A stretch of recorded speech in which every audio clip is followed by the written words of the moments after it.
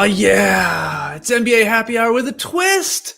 Because it's the No Dunks NBA Happy Hour charity drive for St. Jude Children's Research Hospital. Let's go, baby. What's up, everybody? Let's go. Hey. Shout out to the stream team. I'm Skeets. We got Tassie here real nice and early. For charity, you better believe it. That's right. Every other time I'll be 10 to 15 minutes fashionably late, but not this time, says Tass. Gotta love it. Looking good, TK. Look at the hair. This guy has definitely not had his back or his chest waxed. No, I'm going roast beef out tonight, baby. You said Skeets. We're going to dress up for this. And I said, we're going super duper cajj. I know you're on your third shirt of the night, but I'm feeling good in the robe right now, no doubt. Yeah, I put on a dress shirt. And it was like, whoa, this is weird, man. So I was like, you know what? I want to do something else. I got a shirt that I haven't worn yet that I feel would be perfect for the No Dunks Happy Hour charity drive. And it's this Steve Nash 96 NBA draft banger. Baller. Also, TK, you're going to love this because I'm actually doing what I think might be a first. I'm scumbag Steven it with the sweater. So no shirt under the sweater, but the shirt over top of the actual crew neck. This is an advanced maneuver. I don't know that I've ever seen this. A scumbag sweatshirt with a t-shirt on top. I would guess it's been at least 20 years since this has happened. I'm loving it. Yeah. And JD, what's up, my man? How you doing? Hey, great. I am sort of prepared, but I couldn't get it to work really. Oh, wow. There you Wow. Here, I'll take over going solo duties here for a so second. good. I can't. So good. I can't fit my headphones over it. Yeah, it's tough to wear a top hat on a live stream when you got the cams on. You're right. I may have to take it out. Holy How does crap. Flash do it? Hold on. Dare I say, though, this looks sort of cool on you. It looks awesome. Yeah. Because your beard is so long, it's a nice balance. Your middle of your face, and then you got this top hat and the long beard below. This is incredible. Yeah. How do you do? Yeah. Looks fantastic. How do you do? Doff your cap to us. We're waiting on Lily. I think he forgot it was a charity drive. He's reading books to the boys. You know that's happening right now. We're in the sweet spot for him to be reading both the English and the Spanish versions to his boys. So he will join us, no doubt. I wouldn't mind bringing in someone that's helping us out here tonight. And he's over in England. He says he's closer to Paris than London, which, man, that might come in handy when we play GeoGuessr later. But it is Sam. Sam, what's up, man? How you doing? I'm good, thank you. How are you guys doing? We're fantastic. The donations are flying in right now. As I said hello, we've had 3 different donations literally when I started saying hello, and by the time Huge. We haven't even asked for donations yet, people. Everybody take your donation back before I ask it. I'm just kidding. Thank you to everyone. Yeah, that's what we're doing here tonight. We are trying to raise, we got a goal in mind. $2,601 for St. Jude Children's Research Hospital, which obviously is a fantastic cause. Everybody supports. Why wouldn't you? You're trying to treat and defeat, of course, childhood cancer, and that's what they're doing there at St. Jude and other threatening, diseases. So help us out with whatever you can give. We appreciate it. So is the link up, Sam, on the YouTube stream for the people out there? Is that what's going on? Yeah, I'm putting it in the chat as much as possible, which is they think I'm loud, so I'm going to turn myself down for them.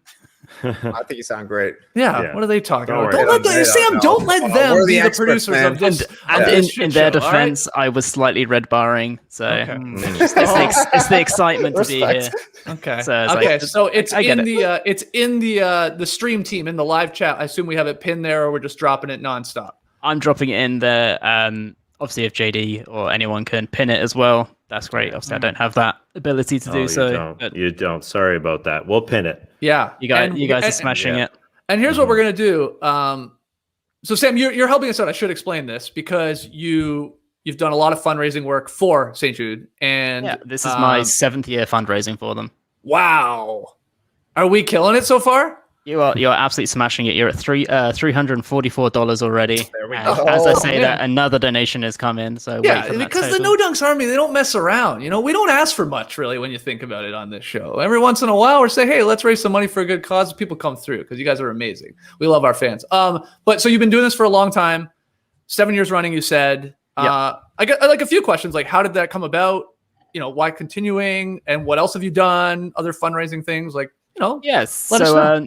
So I worked for a charity called Operation Supply Drop for 4.5 years, and they were like, along with St. Jude and a couple of other charities, were kind of leading the charge in the gaming and streaming space as viable fundraising.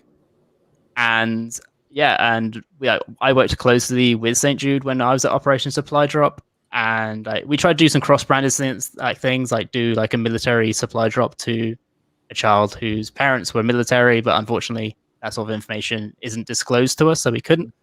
But I've always just loved what St. Jude do, and I love that they looked at the gaming scene and the live streaming scene and was like, this is who we want to work with. As I'm talking, we've had 7 more donations. Like literally, Let's go! Let's go, people. we are $1 away from 500. We're gonna shatter this 2601. Xavier the Woods is gonna hand over the belt later tonight. We're gonna pin him. So You that's, hear that's that, Vince? That belt belongs to No Dunks now. All right. and that answers why it's 2,601, because last year I worked with Woods on a stream and we raised 2,600. And so yeah, it's can we beat Xavier Woods? We gotta go over the top. This guy, you're just a nice English chap. Can we beat? We got a little more confidence here at No Dunks, Sam. It's when we beat them. Yeah, It's just a matter of time. We've done 4 or 5 hour live streams before. You don't think we can go all night, all morning? This might go right into the Drop podcast, man. Just keep it rolling. Yeah. Chat is asking for the sound for the donation to be turned off though, because it's just going off on and off. So I will There we go. Oh, Overload. it was a bit of an oversight. turn the sound off. It is a bit of an oversight. Right, We weren't expecting this many donations Good. coming through. No, you guys are fantastic. absolutely Over smashing it. $700. Well done. Very well done. And we should point out, like it's where are you, Sam? You are in England, and it's 1 o'clock, 2 o'clock in the morning there, man. You're gonna be up all night here, all morning. 100% worth it though. It's like, this is my favorite thing to do. I love doing all of this. And it's like my passion. It's made my it's just trying to find the right setting to make sure I turn it off. I don't know if I need to refresh anything again. We're already at $1,000. You guys have already smashed it. We're 11 minutes in. I thought we were going to be done before Lee got on. Yeah, that's right. What's up, Lily? Well. Hey guys, how's it going? I thought when I'd come in, maybe we'd need a boost. So I guess this is going to go to waste now, isn't it? Really? Yeah. Sorry, you've been out top hatted too, man. JD's got one too, buddy. Well, I'm not surprised. JD's JD's Irish for one, and he's got the actors in the family as well. So I'm sure you've got How do we go all the splitsies? acoustics at home there, JD. Yeah. I know. I'm trying to figure that out. There is a way to get these two guys just top hat versus top hat here on the stream. Yeah, I'd figure it out, JD. I won't mess with it. Yeah, you look more evil for sure. With yeah, I don't know. I look like the like, hat flowing into your hair. What was Daniel Day-Lewis's character in Gangs of New York? The butcher. Bill the Butcher. Bill the Butcher. Yeah, that's it. Yeah. It's unfortunate these headphones. I can't put it on. Just have the long hair flowing there. But there we are. Yeah. Oh man, I do want to get you guys split screen and have you have what I would like to call a doff off or something like that. Doff off. Who you got in a doff off? Let us Okay, know. so let's just work, go damn it. here. I'll do this part, JD. Get I'll out do of this here. part. So you guys are going to, is it doff? Is that the word? Doff your cap, isn't Yeah. it? Doff is take off. Don. Yeah. Okay, we're having a doff off. All right. We're having a doff off. So I'll go to you first, JD. Your best doff off. You can say whatever you want as well. Here we go. Good evening. Okay, not bad. Lily, let's see your counter. A pleasure to meet you, my good sir. Actually, I was. That's a doff off. What about this one? I just want to love you, baby. Oh, Doesn't he wear that? Justin Timberlake wears that in. Yeah, he was wearing a top hat. Yeah. A full top hat. Because that was when he was going through his This one. Michael Jackson phase. I don't know if it was super top hat, but I know he had a hat Yeah, on I there don't, for. I don't, Yeah, that think, hat. It was a I don't think it fedora. was the hat you were wearing right now. It looked more like the hat stovepipe JD top wore hat. with Big Baby Davis. Yeah, exactly right. Yeah. Oh, Okay. sorry. You guys have already smashed the goal. Sorry, it's over. What? Oh my god, it's over. Wow. It's over. Hey, cheers to that, guys. Wow. All right, we'll catch you tomorrow. It's a squash match. I just- Oh, God. sorry. What? I Okay, want to Sam, give a special yeah. shout out to Yeah. 4 Morning Pops who No, donated. no, That's no. out. That's 4 morning poops. Sam. Sorry, that's my dyslexia coming into play. Who donated $601 when you were at 2,000 to hit the goal. Wow. Oh Four my morning goodness. poops. Oh Baller. my style. god. Okay, Wow. we got Thank 6 you of to us here. Can we everybody. get 4 of us to at least take a poop right now on the live thing? Well, we can fit it in here anyway. I emptied before stream, unfortunately. Wow. Okay. Right. That's fantastic. Thanks to everybody. We're not done, obviously. We're just getting started. Like we said, we knew this was going to be too easy. No offense to Xavier Woods. Hey, bring on Big E. He's next into the ring. So what's the new goal here? What do we just go to 5K or something like Yeah, that? so for 5K, that runs an ICU room rate for an entire day. So we can get to 5K, you power an ICU for a Okay. child for Power an an entire day. Yeah. ICU. Do that. Okay. Huge. So that's 5K, 52. new goal. I don't know. Can we update that or something on the Yeah, yeah. website, Sam? You're in charge I of all that. Oh my am. goodness. Oh, we love you guys. That is awesome. And We're what a hearing from the legend. poops himself. Okay. Poops, Wait yeah. until the morning, guys. This is Yeah. the way. Well, it's technically morning where I'm Sam one in is. for the Yeah. morning for Yeah. sure. Oh man, 4 morning poops. You're a legend coming legend. through with a we're 600. now aiming for 5K. Okay, yeah. The whole part of this too was we had a thing where like, you guys just sort of jumped the gun. It's amazing. You just started going and donating, but we were going to do a thing like, and we can still, of course, and we'll take some questions in the stream team and everything. But if you donated, Sam, that would help your chance to get your question actually read to us. But people Yeah, like, just started going nuts. So you have the option in the rewards part of the Tiltify page, the donation page. If you select ask a question, you can ask the guys a question. I'll ask it to them. Okay. And they will answer it. Okay. So far, no one has done that. I Everyone's believe. like, nah, I'll just watch these guys do a doff off. I'd like to give $601 to that. Thank you very much. A lot of votes on the bean poll, though. Yeah, the Their bean poll favorite is beans. smashing it. Oh, do you want to Beanpole's get? doing good. Yeah, let's Yeah. get to that because we have a lot planned here actually for tonight. Sorry, I can't stop looking at Lee in this top hat. This is like a power look from our guy here. I think you're pulling it off. I think JD was Yeah. super pulling it off. Maybe it's time for top hats to come back. Why did I'm people in on give up that. on them? I mean, and you guys Good. are both somehow pulling it off with the headphones, as we said. Oh, do you want to have a pull off, JD? Maybe after the show, Lily. That's going to be worth more money for sure. Yeah. Okay, so yeah, we were gonna do a couple of polls that you just said there, Tass, that we have up. We have a few of them up on the charity page there that you guys are clicking through and giving money to St. Jude, which is awesome.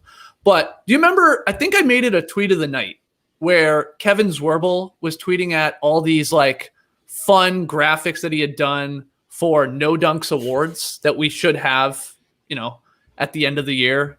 You guys remember, of course. You were on the show. I mean, come on, just say somebody say something. Yeah, I guess the stream team remembers. So we thought it'd be fun if we reached out to Kevin, got those graphics, picked a few nominees for some of the awards, and then throw them up here on this live stream and debate who should win what. I believe we have 6 awards, and a few of them, again, are polls. So let's do it. Let's just go to one. Maybe we'll space these out over the night is what we could do. And I think we should just start with the biggest beef, JD, if you want to throw that one up. It was a beautiful trophy, big old ham on that wooden block we found out. Confirmed. So the 4 nominees, TK, you did this. You were in charge of this, of course, being the beef master. Let us know your thought process with the nominees and who are you leaning towards and why for big beef.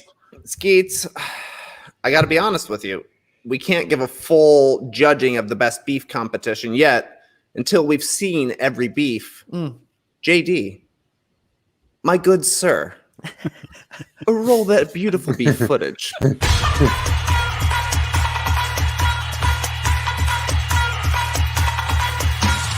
Rudy Gobert had 20 rebounds. That's a lot of roast beef.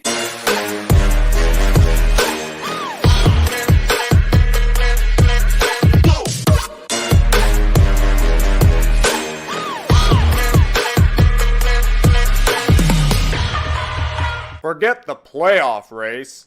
We got a beef race.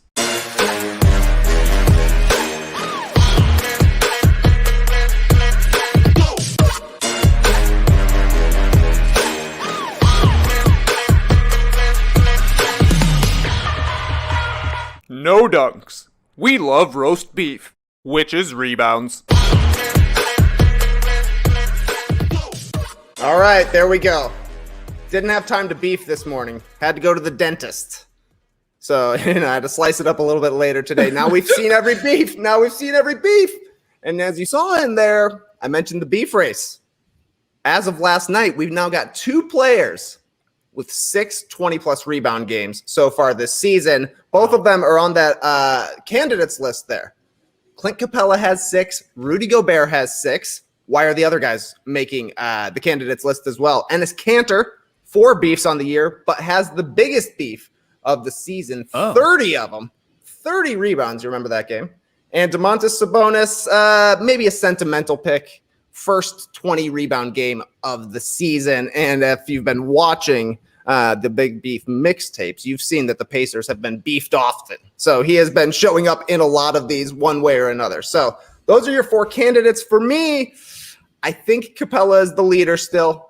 Despite the fact that Gobert's got him tied up, Capella's leading the league in rebounding. I think that helps. I think he's got better percentages as well than Rudy Gobert. But if you want to make a case for Rudy Gobert, go for it. I think either one of them could have another beef here in the last 3 games. Tassie, who gets your biggest beef vote here? My question is the same as what Aaron Orosio is wondering in the chat. Sam, do you have any idea what's happening right now? I'm also on mute, so that didn't help. Yeah, I'm just trying to keep up with everything and Stop asking Sam questions, Erwin. He's trying to raise money, man. We're the ones just clowning around talking about big beefs. This guy's out here actually doing the work. The back end that I see is just breaking. So I'm. Oh no. In a good way. Money's still coming in. Oh, it's in a good way. Yeah, that's what we're going to take this whole thing down. We're just going to raise so much money. Every time I catch up on something else happens, and it's just it's going all over the place. Excellent. There was look, we're pulling back the curtain here, Sam. There was some concern that there were 2 streams going on or something like that. It doesn't seem to be an issue on my end. Looking at the note, some people were saying there was 2 because there was the scheduled one, but then when obviously me producing it and putting the going live, I think confused YouTube for a second. Oh, I gotcha. Yeah, maybe there's definitely 2 going right now. Oh, there is. Oh, yeah. I'm not seeing that. That's strange. Yeah, I only see the one as well. Wow, so we're actually in a weird way raising twice the money. Double the views. Was it 6,000? Jeez, 2 live that's streams. sort of brilliant, isn't it? Let's start another. Let's just keep duplicating it. And then, by the power of numbers, we'll be in the millions before you know it, right, Trey? Isn't that how it works? You're the math guy. Yeah, I'm super good at math, and I think you're exactly right that it works. Sorry, I'm looking at streams here. I'm deep in the stream game now, too. There's definitely 2 streams, but yeah, it's kind of like a poker player playing 6 tables at the same time. You just increase your chances. Right. Is that where the platform you're using is called Tiltify? Is that where it comes from? Is that comes from the poker world? That name? Are we on Tiltify right here? I guess we just figured out your new plan. Just start as many streams as possible, Sam.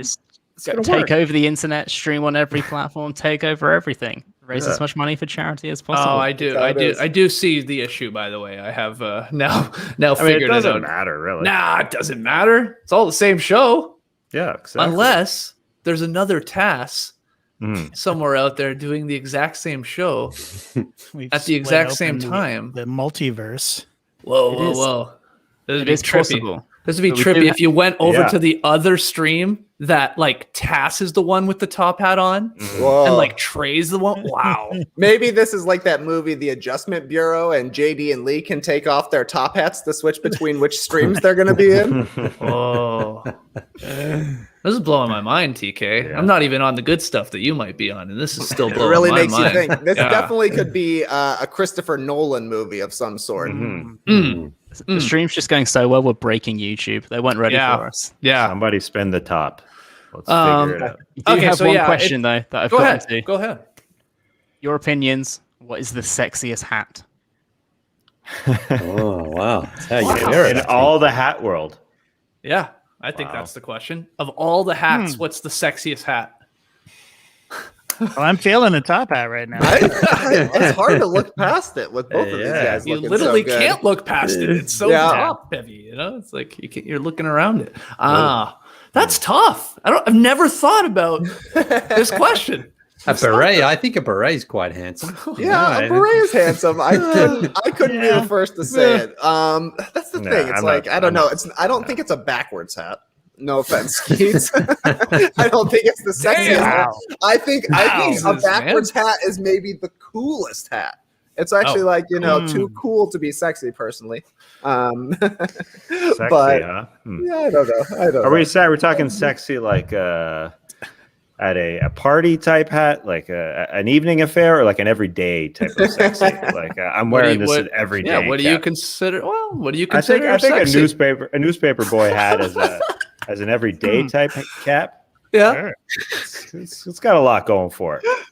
Like our guy Nate Dogg. Would you say Nate Dogg's wearing that type of hat? I think so. Yeah. Yeah. Speaking of Nate Dogg, our good friends Nate Ken would wear a newspaper boy hat. Yeah. Yeah. Just okay. Well, let's go through some hats. Thumbs up or thumbs down on. Oh, yeah. There we go. Okay. Cowboy hat. Yeah. Yeah, I'm up. Yeah, I'm actually up too. I like a cowboy. Wow. Hat. Yeah. Okay. I've spent too long in Texas. Fair. Austin is my second home, and just no, not a fan. Okay. These are some good ones. People coming through in the stream team here. Someone said, "What about a pirate hat?" No. Okay. That's. I'm just asking. Yeah, you can say no. Tricorn cap is too dated.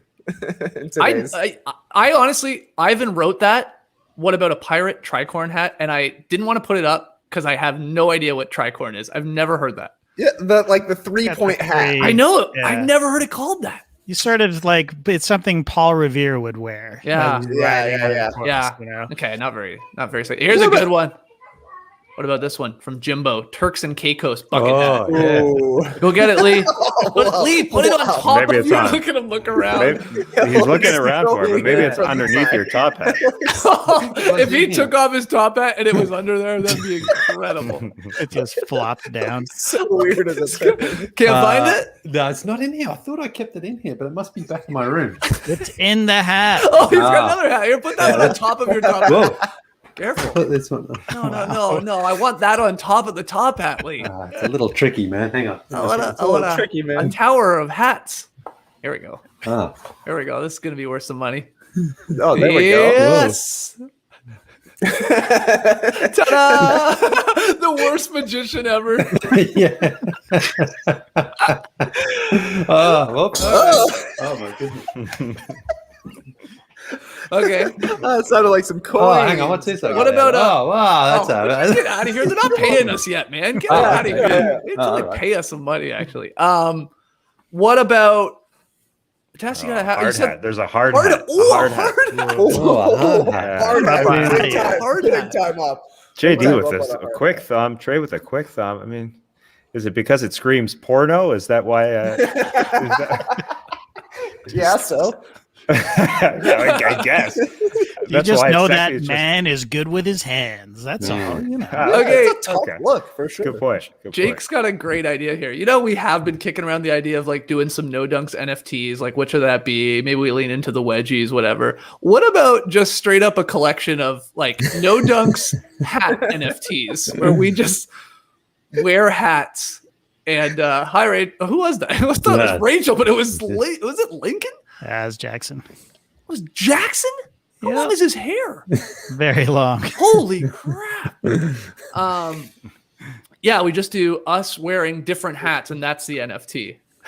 That's awesome. That's actually awesome. I mean, I have a file of many pictures of Matt Austin. Like anytime he's put on a hat, I think I have a picture of him wearing it. So yeah, the variety of it. Like if you have the picture the exact same and the only thing changing is the hat, come on, that's awesome. Yeah. All right. I'm running. What out. about that a Russian hat? The Russian hat that's like a winter hat. Oh, I like that hat. Yeah. I love that hat. I like that. I've got one of those actually. Ah, yeah. Oh, That's a good sexy hat. That's good. I'm gonna go get it. I'll put it on. Okay, right. yeah. How about like a trapper cap? Like fuzzy here. It's got the flaps down the side. Similar. Yeah. I like it. I'm in. Also, Stream Team is saying, standard toque or beanie. Yeah. Winter hat. Can be very sexy. Very basic. Yeah. That one I think would be high on the sexy list, actually. Yeah. With the pom-pom or not? Yeah. Pom-pom's a little more playful, I would say. Yeah, it is. Silly. He can be silly and sexy. Silly. What about a propeller hat? Like a little, like Like what do you mean? multicolored one and yeah. That you spin. Yeah, like a real clowny. Yeah. Whoa! Okay, we are definitely doing hats. hat NFTs. Yeah. This is, man. I wonder how many different. That's very sexy. This is good, man. Yeah. That's great. That's really good. Yeah, You wouldn't get a whole lot of use for that down in Atlanta, I wouldn't think, JD. That must have come from Toronto, I'm sure, was it? Since back in Canada. I'm starting to think you can't put a bad hat on this guy. Yeah. You got a hat face.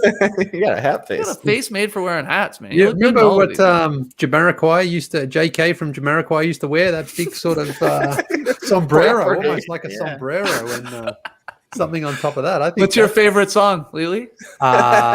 What's it called? Virtual Insanity? Yeah, that's it. Yeah. Pretty much Is that the only one you know? Yeah. That's your second favorite song. It's a great music video. Leah, let's see you recreate it right now. Yeah. I just want to say to everyone donating, if you are selecting Ask a Question, type the question in the comments. There's been a few people who selected Ask a Question, but then didn't write anything. That's a problem. Filtering through the questions, that's just blank spaces. Gotcha.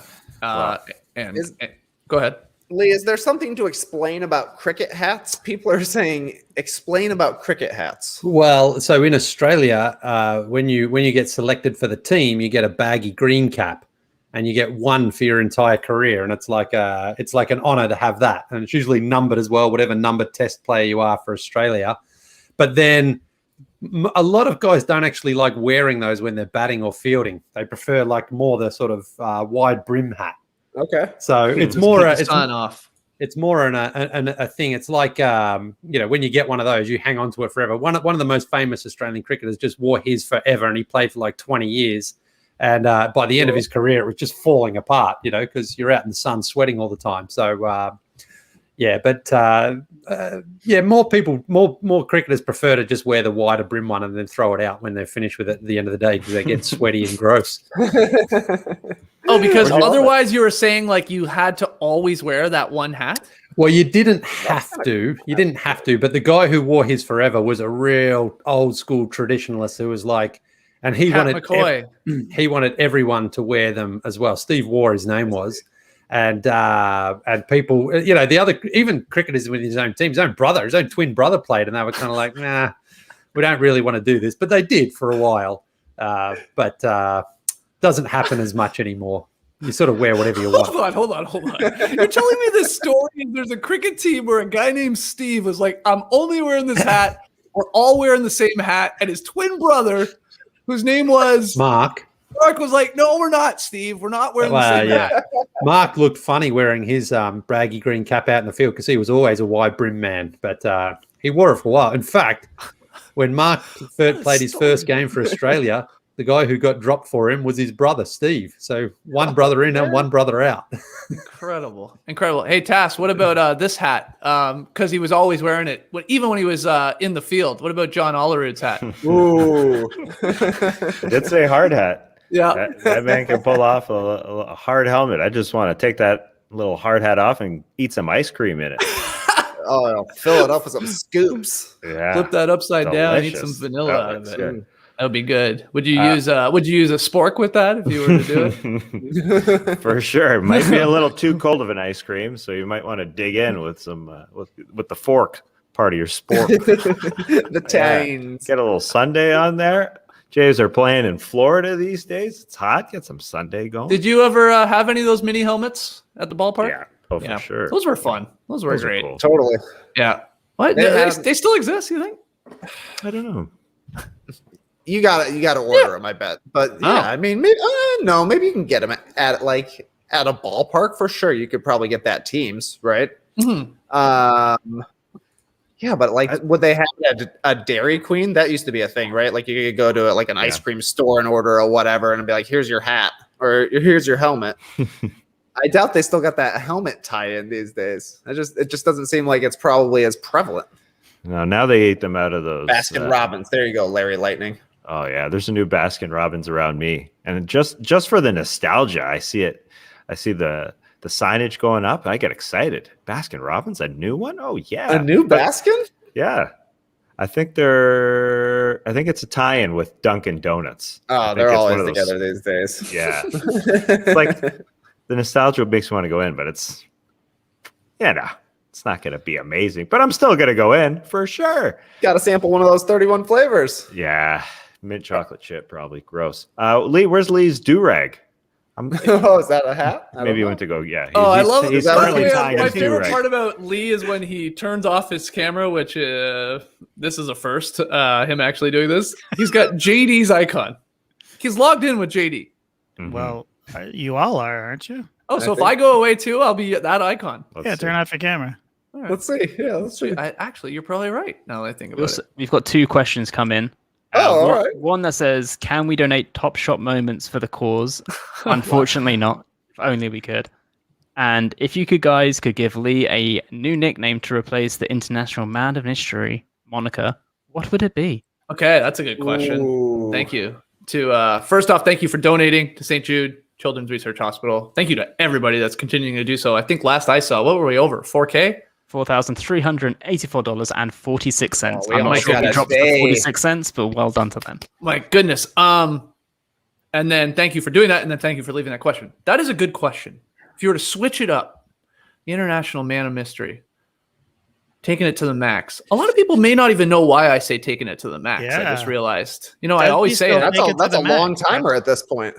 That's true. He doesn't take it to the max, I bet, anymore. Because taking it to the max actually meant going to TJ Maxx. The discount. Yep, Tass has got the icon it too. works. Yep. Cool. Thank you for checking, Tass. I love it. Well, I don't know. Let's maybe throw this to the stream team. Let's get some suggestions. What else should I say? People are saying do-rag Leroy. I mean, the Dandy Man. People are saying Banana Slammer's not bad. Banana Slammer. The Dandy Man. Next Life. Somebody suggested a throwback. That was good. Yeah. What does he call himself? The Big E? Is that what he's Yeah, calling himself? That's a new one. He said that a few times this week, I feel like. Yeah, he's trying to slip it in. He had that on an All-Star jersey in no, he had 2014. E-Dog. E-Dog. Yeah. E-Dog. Right. Big E is new. Wouldn't Big E have a problem with someone else using the Big E nickname currently? Yeah, but then we could see them, step into the square circle. Lee Ellis versus the true Big E. It'd be awesome. Medium E. That's the WrestleMania moment what we will need. Yeah, right. Banana Slammer is sort of, I like how it sounds. It's got to sound fun coming off the tongue there. Banana Slammer, Lee Ellis. Yeah. Not bad. Leroy. I do like calling him Leroy. That's an old school one for him. Yeah, E-Dog, people are saying. Something related to Carmen Sandiego. Gumshoe Lee. Yeah. People are wondering where that the jar of coins is. Right here. I did. You still got your coins, huh? I did say I was going to pour this all over myself. You did when we hit in a sexy manner. Yeah. Now, there's one issue with this. I thought it was going to be so late when we hit the goals that it was going to be a little too loud in the old house. I was going to wake up the whole house. I'm not worried about that at all because we obviously hit this mad early, and Nora isn't even here. But that brings up the second point. I got the dog. That's fine. She's just chilling. Luna's great. I think maybe, I don't know, was she ever in the stream? I can't remember if she ever popped in here up on the bed. But anyway, if I pour a bunch of these coins all over me, I'm going to scare her a little bit. Okay, I'm not that worried about that. But I'm concerned she'll start wanting to eat all these coins. What? I don't know. I think she's going to be fascinated. She's going to sniff. She's going to lick. Will that lead to taking a bite? I mean, I could just lock the door. I don't know why I'd have to lock the door. My dog's not that smart. I can just shut the door. Oddly enough, my dog is. My dog can open my office door. Yeah, I've seen that. That's next level. I hope my dog never. And she's not that smart. I don't know how. Well, what type of? But you must have like latch doors. Yeah. Yeah. But she doesn't even do that. She sits up against it and just pushes all her body weight until the door just pops off. Like, oh, that means you just got a bad mechanism. Then you got a bad door. Well, it's a brand new house. It's got its issues. Okay. But I've seen some. You've seen the videos of some dogs. They like get up there and they do that little, and they put their weight on that latch, and that's easily going to open up a door. But I got the knobber ones in this house. So good luck. Smart. Dog ain't figuring that. I specifically told Nora. I said, if we're buying a house and we're getting a dog, I want knobs on those doors. Gotta have knobs. One of these days on a live stream, I might have to pour a bunch of change all over me. And I don't want the dog coming in and seeing that, first off. I don't want anybody coming in and seeing that, except the people on the live stream. I'm having to get my notepad out because there's so many questions now coming in and they're actually leaving the questions in the comment. Okay, great. Because it's flying past them, I'm writing them all down. Okay, good luck, Sam. The next one is favorite Lee Ellis story. Oh my God. I mean, he's only told Manos and Titos like maybe 2 times, which is a very low number, all things considered. So I would love to hear Manos and Titos again to get the details the second time around. My favorite Lee Ellis story is the last Lee Ellis story, because I'm always dumbfounded that he is sharing news stories that we have never heard. It's like we've talked to this guy for an hour a day for the last 10 years, and somehow we're still hearing like brand new story. We never heard that courtroom story before. That's a good point. Ever. How has that never come up in any of our conversations? So he always amazes. That's my answer. It's a bit of a cop-out. Tass, do you have a favorite Lee story? No, I mean, there's just too many to really pick Tass doesn't like any of them. Nah, none of them. I'm not a fan of any of them, to be honest. It is true that I kind of zone out whenever he's like, whenever he starts a story, I always sort of go, all right, here we go. And then I just sort of start thinking about other things. Well, I said it on today's show. He either talks for 15 minutes straight or he talks for 10 seconds straight. There's no in between. It's like he's going or he's like, here's my point. Boom, done. Yeah. He can tell the most hilarious stories, but somehow make them way more boring than they need to be. Because they're actually at their core pretty entertaining and good stories, but he has an amazing ability to add a bunch of crap that you do not need to know. Very detailed. And but then it actually makes it funnier in my opinion. So where the hell is he, by the way? Telling a story somewhere. You got a story up in the attic. Yeah. Oh yeah. He said it's not raining out here. He should be okay. Buying the bigger green egg is a great one. Andrew Clark. Agree. Big green egg was a funny story. And I would say one of the ones we have heard the most that still makes me laugh is IV drip after the hangover in Vegas. That's a good one. That's probably a great one. Classic for sure. That's a great one because we were there. Like we know the whole setup because we were living the setup. Like him because at the nothing restaurant happened, but he needed an IV the next day. He did nothing. It is the city of sin. Yeah. He went to the hotel room. He had dinner in the same hotel. He didn't leave the hotel. He went to the bar in the same hotel. And then he went to bed. And then he had an IV the next day. But that's why it's a good story. No, it's a funny part of it is him. Like, remember we were at the restaurant and him only drinking whatever JD was drinking. That's my one favorite detail from that story because I remember it. I remember sitting there. I remember laughing at the moment. He just does this classic. He waits for JD to order, and then he does the like, "I'll have what he's having." Like, and he just he gets a kick out of it for some reason. And but you're right, Tass. I mean, yeah, he just had 3 stiff drinks and then somehow had to have an IV. Oh, I get it. We all flew in that day. He'll say I was dehydrated. He'll say that every single time he tells the story because I got off the plane. And it's true. I felt like a huge shit the next day as well. Totally. I was sitting at that table before our show, not feeling good at all, especially because we got to the arena like 6 hours needlessly 6 hours before our show, so we'd sit there doing nothing, just stewing in it for a bit. But I mean, the IV really helped him. He looked. Oh yeah, I mean, one of these days I'm gonna try it. I've never even given it a go, but so do you think he jumped the gun on the IV? Because Lee is a guy who will do whatever he's thinking, whatever he feels his body needs, he will do it immediately, right? Like, you know this about him. Yeah. Like, if we're finished the show and we're still discussing the show, we'll all still be talking, but he'll be, light is turning off. He picks up his computer and walks with and it. He'll just walk away because, you know what? That's what I need at this moment. So, like, I can just see him laying in that bed. Yeah. Going, room spinning. Boom. I need an IV. You know what I mean? Like, he just. I mean, in his defense, I believe he said he tried to like do the water, drink the Gatorade. I think he tells the story where he went down and bought a bunch of Gatorade and like gave it a go.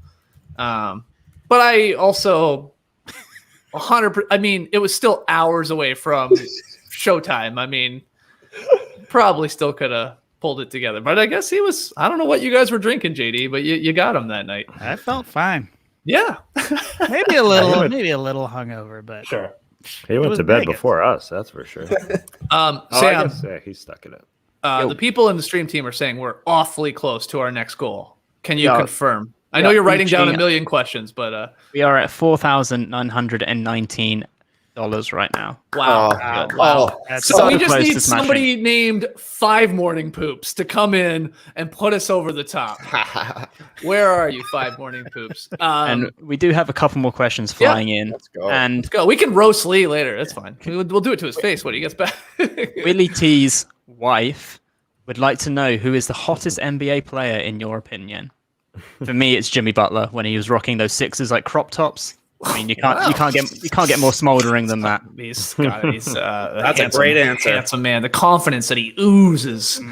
Go ahead if somebody's got an answer. I want to think about it a little bit. I got a few that come up to the top. I mean, I love that Jimmy Butler. I can actually imagine the picture that I'm sure you're thinking of. That's a great choice. That made me want to cut the bottom 4 inches off of one of my shirts. Not the same effect for me, unfortunately. You know who can afford to cut the bottom 4 inches off a shirt? Give it a shot. Crop it, Skeetsy. That's very wild. It's so long. So I told these guys, I was like, I don't know, send me a small. And they're like, are you sure? I'm like, yeah, I think so. Like thinking that they were saying it might be too small. They were like the opposite. They're like, you should have got an extra small. These are like these type, like I think it's Grace Court, Trey. You've probably seen like a bunch of the NBA players like rocking these. Like they obviously are made for giant humans. Wow, yeah. I mean that's a sizable shirt. It's and huge. We have just smashed 5K. Way to go. Yes, sir. Bob. It. Less than an hour, less than 50 minutes. Cheers to everybody out there joining us here for the No Dunks Happy Hour charity drive for St. Jude Children's Research Hospital. Sam, cheers to you.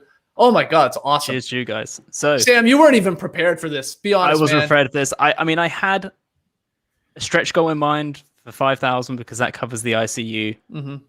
I'm going to shove it up to 7,500 and put the challenge out there. Seems fair. 7,500. There we go. I like it. I will. I mean, Luna. Luna. Yeah. Sorry, she's growling at something. Like you got coins in there? Watch this. When you open the coin. You heard that. You heard that, girl. Yeah, you heard that. Sounds like coins. Yummy. Who are you barking at or growling at out there? Okay, 7,500. Next goal. And you got another question, Sam? Yeah, the next one is, what would you have as your final meal? So, am I in jail? Yeah, it says death row. I wasn't sure if I could say that on the stream. Hell yeah, we can say that. Yeah, my fantasy was always to make it messy for the guy who was executing me. You know what I mean? Like 12 hot dogs and a can of baked beans or something. You know what I mean? Like just so makes it as unpleasant as possible. You are so vengeful, man. You really are. That is one of your traits. 12. That's so good. I'm going chicky fingers. Just give me some chicken fingers. Yeah, I mean, plum sauce. Yeah. Tess, what are you going? I've heard this question asked before to David Chang like a billion times, right. and he always goes back to simple like food he grew up on. You know, the comfort stuff. That's what you go to. That's why you're going chicken fingers, Skeets. I get it. It was either grilled cheese sandwich or chicken fingers for sure. Yeah. Yeah. So I didn't grow up on chicken fingers or a dozen hot dogs and baked beans. So I would go with a real village Greek salad with lots of oil on the bottom that I'm dipping some bread into. And that's the best meal for me. So yeah, I always think that. I'm like, yeah, just a freaking nice beefy salad. And I don't mean beef, but I mean beef, tomatoes, just vegetables, not this lettuce crap. All vegetables, real village salad style with bread. Yeah. All right. You think anyone has ever ordered a salad? I was just thinking that. I literally was just thinking that. I was like, has anyone ever done that? I'll have a salad. You sure? You can have anything you want. This is going to be your last meal on earth. Yeah, I'm good. I'll have a salad. I'm watching my weight. Yeah. Why? Oh, that's good. Okay, what do you got, TK? Maybe you want to look good in your death photos. I guess. Maybe. All right. Right? What's your answer? For me, the warden's going to come in, look at me and say, all right, we need the request for your final meal. And I'll look at him dead in the eye and say, JD, roll that beautiful beef footage. So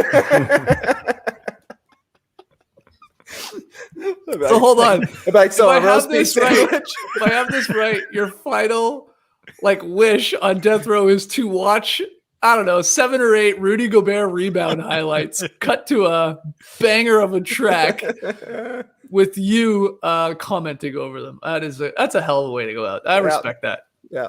Last thing I'm going to see, somebody hitting the glass. All right. I'm good.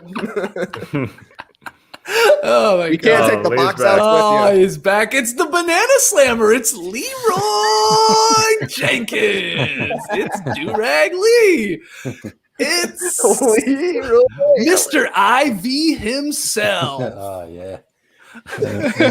Gotta get my. I feel like Mo Verney. You know, have we ever seen Mo Verney in a top hat? I don't think so. Great question. No, I don't think so. No way. I think he'd be a baller, in a top hat. Big Mo. Lee, what would your last meal be? Yeah. Oh. That's gonna fall. My last meal. Uncooked carrots. Whoa. No, I would say pizza on my big green egg. That's what I'll go out with, In fact, so you're on death row, and your wish is you have to bring in my big green egg. We gotta fire it up. I gotta make my dough, and I'd like to cook it, sir. Go out on that. And there'll be enough for the executioners as well, because you want to. Very nice of you. I hope they leave the crust in honor of your deceased body. Yeah, I think you want to go out. Having a couple of beers and some pizza on the grill, and yeah. Okay. I think I've caught up with writing all the questions down. All right. Okay. Wow. All right. They are flying Sam, we don't answer these rapid fire style for sure. It takes a little while. Yeah. We have to color these questions or answers. Okay, what's the next one? It gives me time to write them all down. The next one is just simply, what do you guys think the best dog treat is? They're looking for suggestions. The best dog treat? Yeah. What do your dogs enjoy the most? Bacon. Yeah. By far. Like those, not real human bacon. Just the dog bacon. Dog bacon. Yeah, the healthy Probably bacon, likes yeah. the human bacon. Dog. I think I'm gonna change my answer. When I'm on my deathbed, I'm gonna say, "Sir, I'd like 2 eggs, some hash browns, and some dog bacon." Man's gotta have a dog.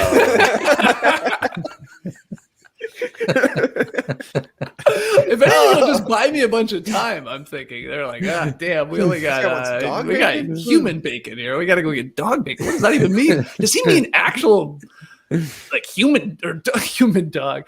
Anyway, dog bacon is my answer. Yeah, I don't know, Trey. What are you giving yams? We give yams like a Trader Joe's crunchy treat. I would say it's more of a biscuit. They don't look that good to me. Yeah. I feel like we're, they're her standard treats at this point. Sometimes she'll take them and just throw it on the ground. Throw it on the ground with her teeth, then go to get it. But she's just like, come on, I'm bored with this. But if you want to talk about something that a dog will devour, all about the bully stick. Oh, a dried cow's penis. A dog will go crazy for this thing. Like, it'll make Yams look like she's 10 years younger the way she just devours it. Going crazy for this thing. I'm like, Yams, relax. We only have one of them for right now, and it's like gone before we get to the car. Wow.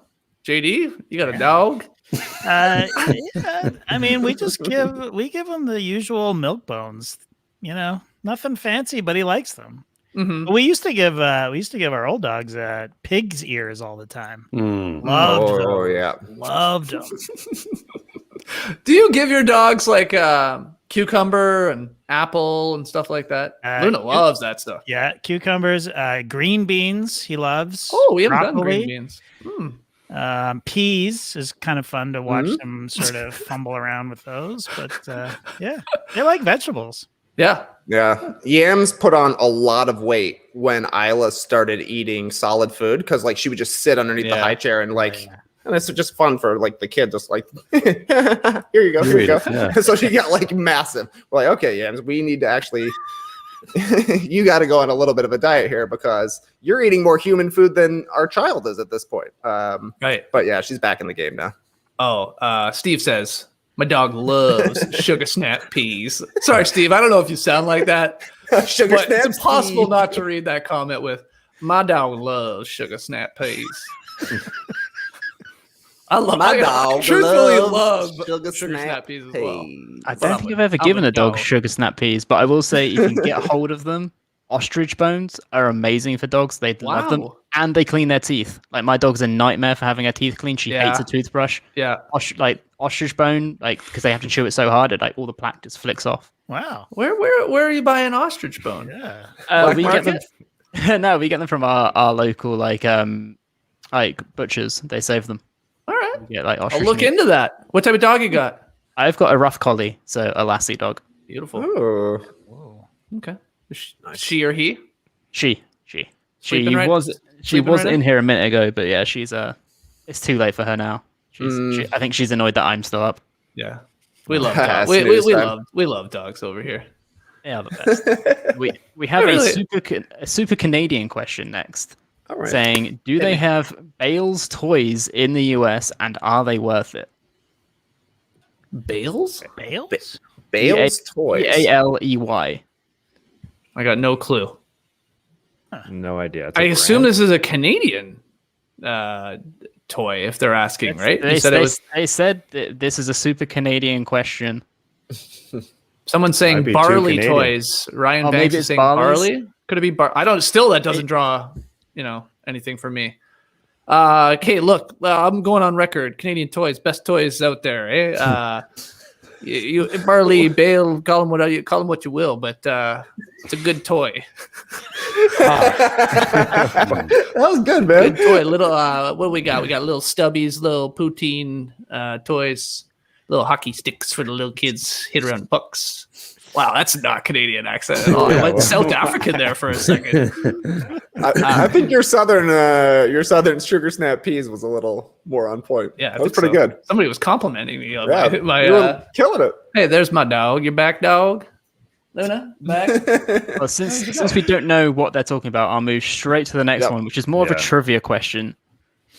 And they didn't provide the answer, and I don't know the answer. It's who has played with LeBron James, Dwayne Wade, Chris Bosh, Iverson, Kobe, and Shaq?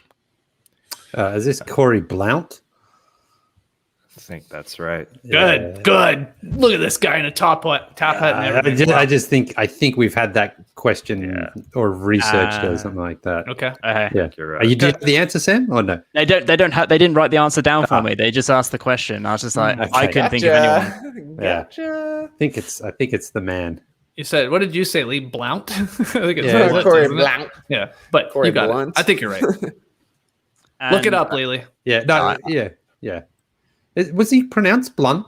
Was Yeah. I thought it was. Yep. No, but it was spelt more like a Blount. Blunt. Yeah. Yep. Yeah, right. Somebody in chat is saying Tyronn Lue. I don't think Lue ever played with Iverson. Yeah, he did. Yeah, he did. Oh, well, with Iverson? Oh, no, maybe Not not. on the same team. Yeah. Played against them. Played against him. Sure. Ty Lue's think most they famous may have. moment is against Iverson. Yeah. Tyler was a Blunt wizard played as well. for Chicago, the Lakers. This guy's donating money to ask a question, but not dropping the answer. Gotta be. Is he going to donate more Bold. money to drop the answer? That'd be fascinating. When did he play? Nah, because Iverson only played in Detroit, Denver, and Philadelphia. Yeah, then he Memphis didn't for play. 3 games. He didn't play Yeah, with so, Iverson. It's not him. Nah. Faux show. Well, whilst we await the full answer, We think it's Blunt. That's I gotta think be it's Blunt. Blunt. That would make the Yeah. most sense. Yeah, but where did he play with LeBron? I don't Cleveland, maybe. I mean, Corey Blount. He's not. I'm looking at his teams played. I don't see him. Well, if he's playing played with LeBron in the Bosh regular. and Wade, was he People in are saying Miami? Capono. Jason Capono, the stream team is saying. Ooh. That could be right. Yeah, I because think they're right. when Iverson returned to Philadelphia for that final season, that's when Capono was at Sixers. Probably. Wow. What a question. 2-time. Did he win the 2-time? Was he he 2-time won 3-point comeback? Yeah. Almost everyone won 2 times, it feels like. Yeah. So Capono, what's everyone's favorite TOTW nicknames? I'm not actually quite sure what that is referencing. Tweet of the week. Oh, By the way, I was thinking Fear of the Walking Dead or something. I was like, I've lost the plot. Similar level of reverence for sure, I would say. Good stuff on Capono. I mean, I'm looking it up on Basketball Reference. That does look right. Because he played early for Cleveland and then, of course, played for Miami. Charlotte. He played for Miami. He played for Toronto. He played for Philly. And then he played for LA at the end. That's his Kobe season there. Mm-hmm. Good stuff. Tweet of the week. Lee, why don't you answer this one? Big Kroga Doga. Oh, It's yes. a good one. Give me a Dr. Gorilla Farts. Oh, that's such a good one. Tass. Real deal. Just playing all the hits right now. This is JD. like a Bon Jovi concert. It's got to be the captain. Woo! Leo Balls. Bring us home, Skeety. Run, Philly, run, baby. Run, Billy, run. Well done. Wow, I was getting worried. I was like, you guys are taking all the ones I know. We can keep going. Pribble, scribble. Young Pep. Oh, Young Pep Dash. That's probably, I love that one. Pepicoro. El Horso. El Horso 64. What was Hey, it? horse snitch. Hey, horse snitch. Hey, horse Hey, snitch, horse yeah. snitch. Jonas Valen Poopy was like, Should we bring it back? My Floors of goodness. whores. okay. Jizzy teacups. Jizzy. Oh, my teacups, yeah.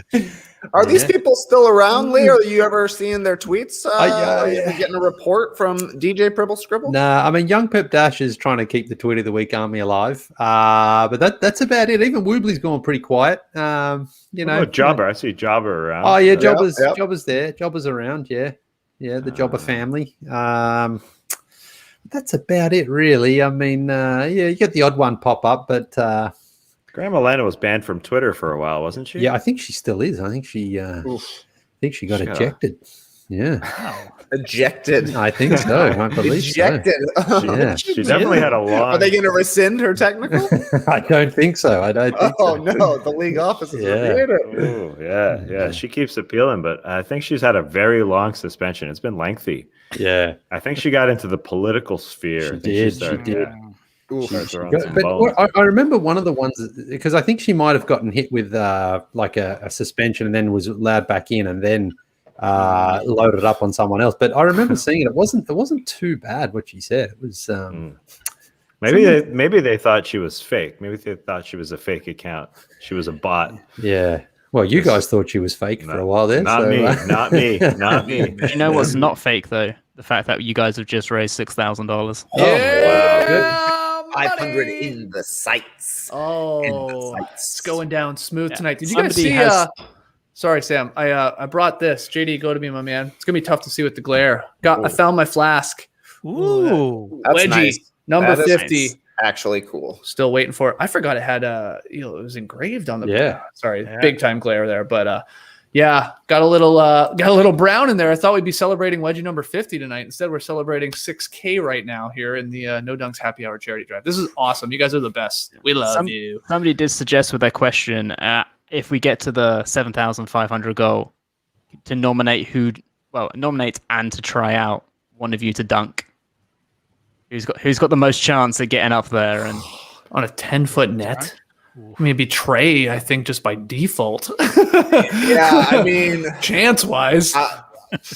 This is the year. This is the year I'm throwing one down. I thought 2020 was going to be the year. Turned out to not be the year. Yeah. But I think 2021 is going to be the year. Taking the energy from the first 2 months of 2020 and stretching it out over the course of 12 months to actually throw it down. So, yeah, I mean, if we get to 7,500, I will guarantee it. Wow. I love that confidence. By the way, Brian just tuned in. Why the fuck does Lee look like an extra in that X-Files episode where they go to the freak carnival?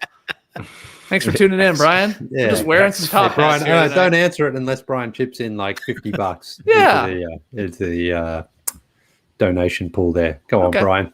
Come on, go donate to St. Jude there, Brian, and we'll give you an answer. It doesn't have to be $50. Whatever you got. All right, whatever you got. 60, 70, 80? Yeah. Sure. Looks like we got $50 from Kenny Beecham. King of the floor. There we go. Excellent. There we go, Kenny. Kenny, this guy's killing. Have you, Lily? I don't know if you've checked it out yet. His the Called Game series that he's got. He's had. I think he's had Richard Jefferson on. He had Matt Barnes on. JD, love that one. Yeah, somebody else on too that I'm forgetting right now. But shout out to Kenny. He's the best. Guy hit 1 million subscribers on YouTube. It's a lot. Killing it. Definitely, that's a lot, especially when we realize, wow, it's tough to gain like 1,000 over a week. Oh my God. Shout out to Kenny. Kenny, one of his videos I saw recently, he went back and did the 1992 season. So, a little bit out of his league, really, because of when he was born and grew up. And but he did a pretty good job. It was fun watching the Suns and the Nets. Petrovic was out there playing. And I think the Suns won the championship in the end. I think it was. I can't quite remember. But it was great. Kenny was awesome. Stream team pointing out it was Meta World Peace. That's right. Meta Sandiford Artest, I think, is what he's going with now. He's changed it again, so it's tough to keep track. It's Ron Artest he had. Yeah. That was the other one. But Wenny's, drop him in the stream team. That's a good one. Meta Sandiford Artest, yeah. I like your idea of a series of all of the 10 all NBA teams battling it out to see who takes the championship. Yeah. It's a great idea. Let's do it. Oh, you're saying it like you're going to fire up your 2K system right now, like we're on Twitch or something right here. Go ahead. I don't got those skills, man. I don't have those skills at all. Not in the least, but we should. Kenny, we should. Yeah, we should. Yeah, we should do hook up with them for a video. That's right. That's right. That's a great idea. Love it. I love it. Tass, did you catch any of today's show, or maybe saw the tweets going around? I went 10 deep, man, on all NBA. Got some blowback from my man TK, upset with me, didn't have Harden in the mix. He wanted Capella a lot higher. TK's the biggest Capella fan I know now because of the big beef. That's right. I love it. Anyway, it was great. Everybody ended up agreeing with me in the YouTube comments except for Trey. He was the only one that disagreed. It was amazing. They said you got it exactly right. And most people, when they left their comments, they said, this is exactly right. Especially not having Capella on the third team. There's no way he should be there. So I mean, I actually took the L's on that one. It's been a day where I've been taking a lot of very minor losses today. So just it felt good to have it piled on a little bit. Oh, well, don't say that. You had a good checkup with A-Rod at the dentist in the morning. Yeah, it's a win. Exactly right. I was just feeling frazzled all day. You ever have one of those days where you're just running around like a chicken with your head cut off? It just feels like you're like zooming a little bit too fast. You're on 1.5 speed when you should just be on 1, maybe 1.25. But it's just one of those days, just a little too fast. After your trip, slow it down, big guy. After your trip to the dentist with Dr. A-Rod, you were just waiting for tonight, weren't you, TK? That's pretty good. That's pretty good, Lily. That was very good. If you had a bunch of lasers like dropped up behind you there, it would have been like 100, but that's like a 90 right there. That's good. Don't be so hard on yourself, TK. What are you? Piece of space age titanium? Come on. Hey, thanks, man. Give me another one. I'm almost completely cheered up. I need one more affirmation. Okay. I'm all out. It's not a question, but one of the top messages I've just seen is from Anonymous saying, I was going to donate 50, but I donated 55 for the deepness of Trey's sexy top. Yeah, you could actually. That's the money maker right there. Honestly, my top is so deep that I don't think you can tell that this is a see-through sheer shirt. Oh, I said I was going to be wearing my mesh you did say that. That's a right said Fred. Perfect time. It honestly is a full right said Fred shirt. Bagwell.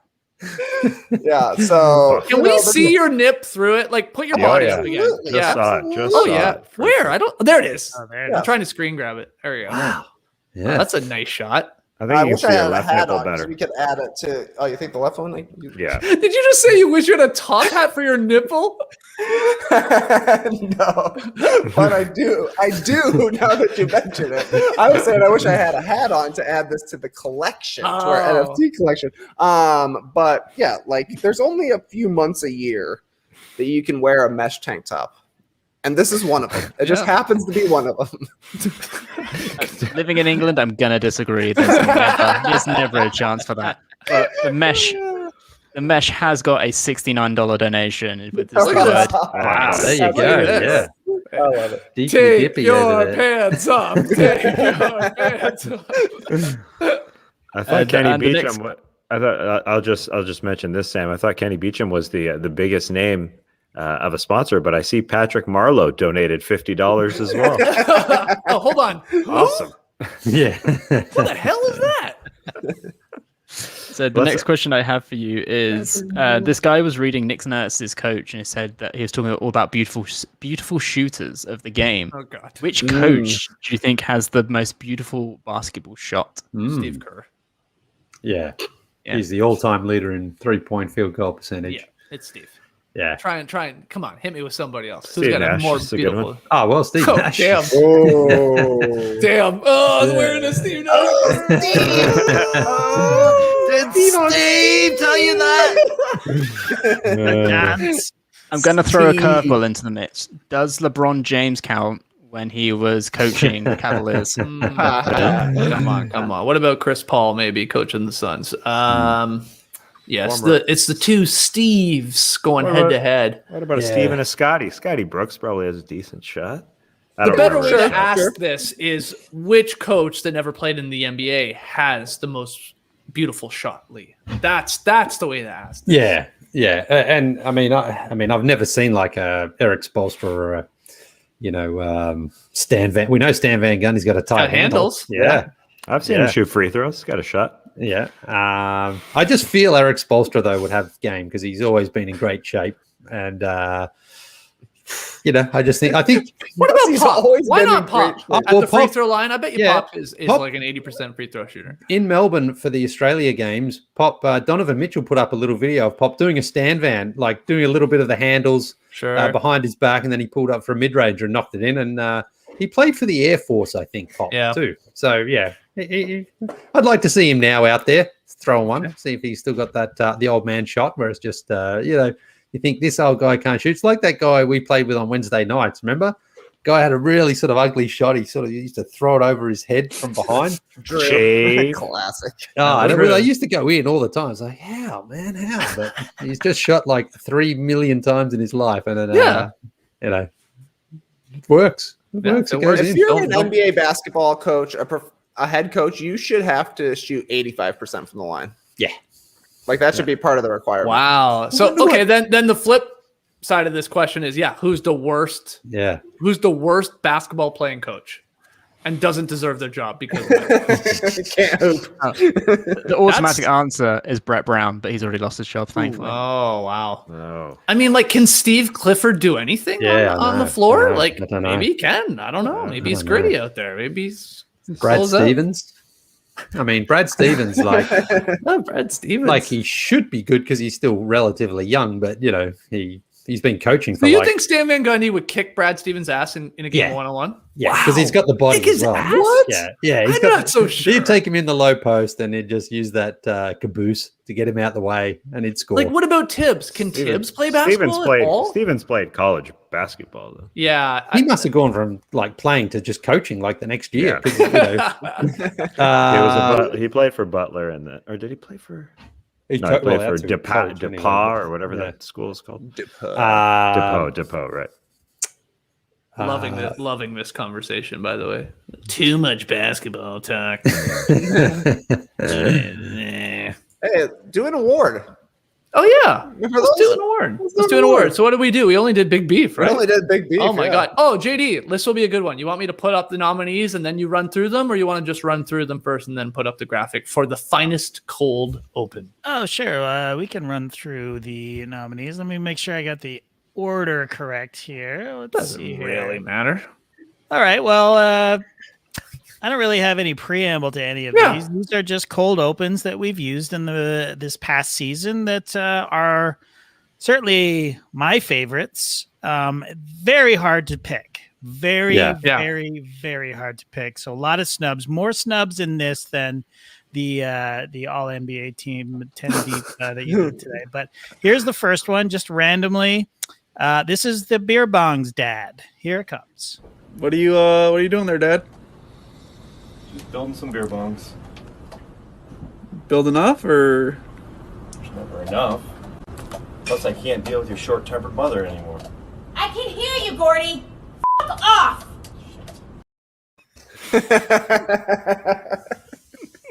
I mean, that's good. So much going on in that one. There's a story of a family drama, and the mom just out of nowhere telling the dad to fuck right off. Perfect. You're not concerned at all that it's obviously it's a bit, it's staged, it's fake. No, that doesn't. Okay, I just want to make sure. Okay. And also, I've watched it about 50 times, and I've flipped back and forth. Oh, because the first 5 seconds, I'm like, this is real. His dad is building beer bongs, and then the mom comes in, and it's obviously a bit. There's no doubt. Right. Yeah. He says that, and then she tells him to fuck off, and then he has a very real reaction. He's like, "Oh shit!" Like, it's a good actor. It's like our buddy Sam. I guess he's a great actor. Next one. Here's the next one. This is a instant classic. Everybody loved this one. This is Chili Dogs. Sucking on a chili dog. Sucking on a dog. Sucking on a chili dog. Chili. Sucking on a chili dog. Sucking on a dog. Sucking on a chili dog. Sucking on.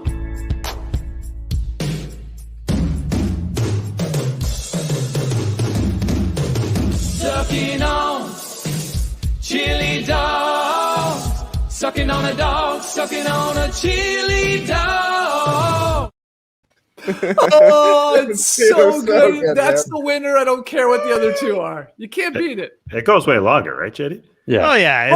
It's very much longer. I looked it up on YouTube. I didn't realize that the first whole part is him actually singing the normal song. Oh. Yeah. Really? Yeah. He sings but saying chili dogs, though. No. He sings the song, and then he flips it up and goes into chili dogs. My favorite part is when it cuts to behind him and him scrolling that it says chili dogs. That's just incredible. It's next level. Chili dog alone has raised over $1,500 tonight on the betting. People love the chili dog. People want the chili dog to win. Really? Wow. One more time. One more time. You want to say it again? I mean, it's a banger. All right. Well, hold on. Again. We'll circle back. Okay, it's gonna win. It is destroying everything else in terms of dollars. I think that it's the favorite by far, but this one, next one is probably my favorite. Okay. Here it is. This is Film Guy. Did you just say you haven't seen these films? Have you been living under a rock, my friend? No, we're going to watch these right now, and lucky us, it's only 3 hours and 5 minutes to finish both, so clear your schedule. Fact number 1, you are going to love this film. Fact number 2, if you do not like this film, then, my friend, you don't know anything about film at all. Do you know anything about the backstory or the lore? Oh boy. Okay, well, I'd be doing you a disservice if I didn't spend 45 minutes explaining. Okay, your funeral, my friend, but be warned, this isn't that other crap you watch. It isn't diluted and uninspired like the Avengers or James Bond. It actually has substance and wit. Now we find ourselves in New Jersey, and Paul Blart must save the day. Okay, you're not wrong, JD. This might be better. Like, Chili Dogs is more... It's obviously, because it's the song, it's fun to always then just sing that. But that is goddamn funny. Wow. Yeah, that was great.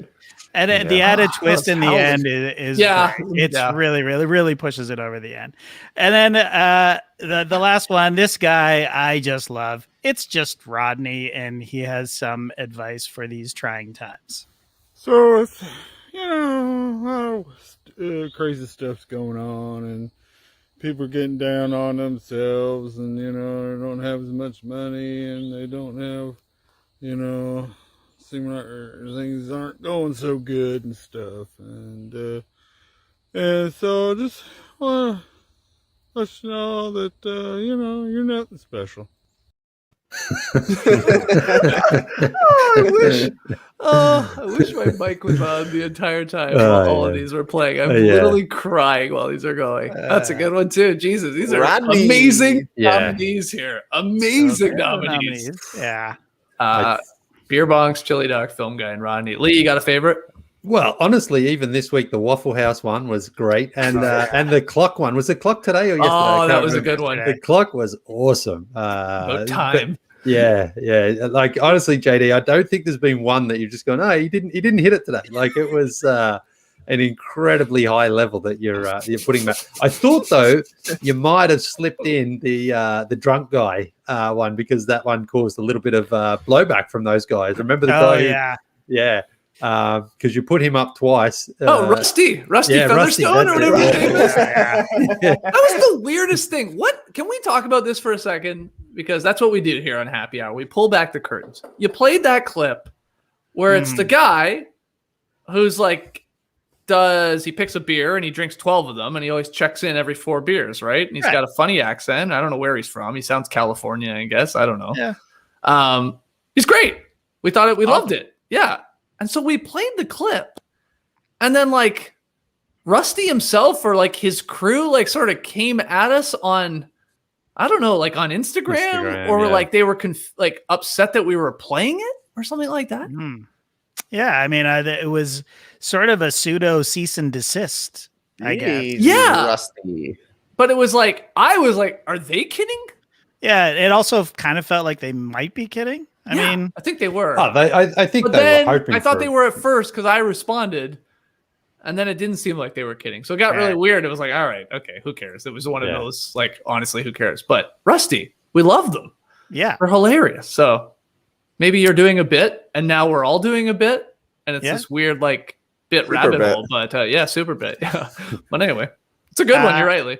Yeah, it's great. It's great. This, I also have one queued up that was sort of an under the radar favorite, I think. And this one's called Taste Test. So in tasting, what we do is take a small amount right off the top.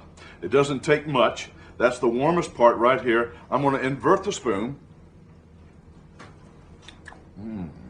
Cover all 9,000 taste bud. Aerate it. Warm it up. Driving up that top note, that cream, pure vanilla, sweeteners. That's a 10. That cream. Love it. I love it. That's a 10. That's how every tasting should be done. None of this crap that you see on cooking shows puts it in their mouth. Oh, that's great. No, you actually have to taste it, like the taste test, man. Aerate it in your mouth.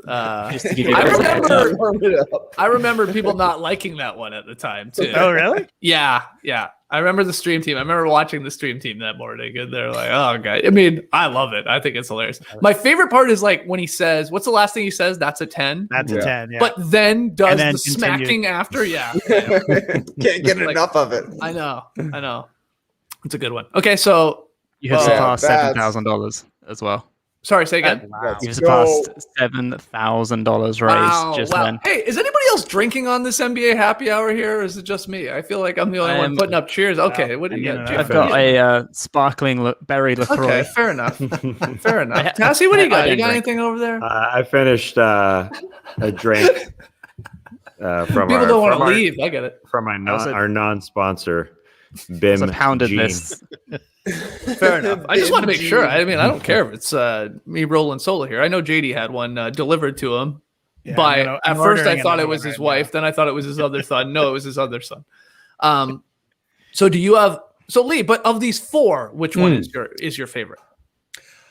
I think Chili Dog.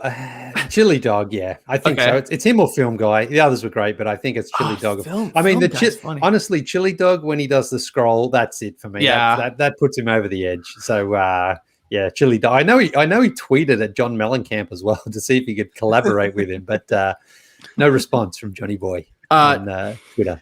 Oh my God! Like, what is John Mellencamp doing? Like, he should take advantage of that. Hardcore. Boom. Release the version of Chili Dog on his song, and then you watch his sales like go like that. Exactly. He should do. What was it? Fleetwood Mac with the guy skateboarding. Like, come on. This is that is on the same level to me as skateboarding guy. Yeah. Chili Dog is.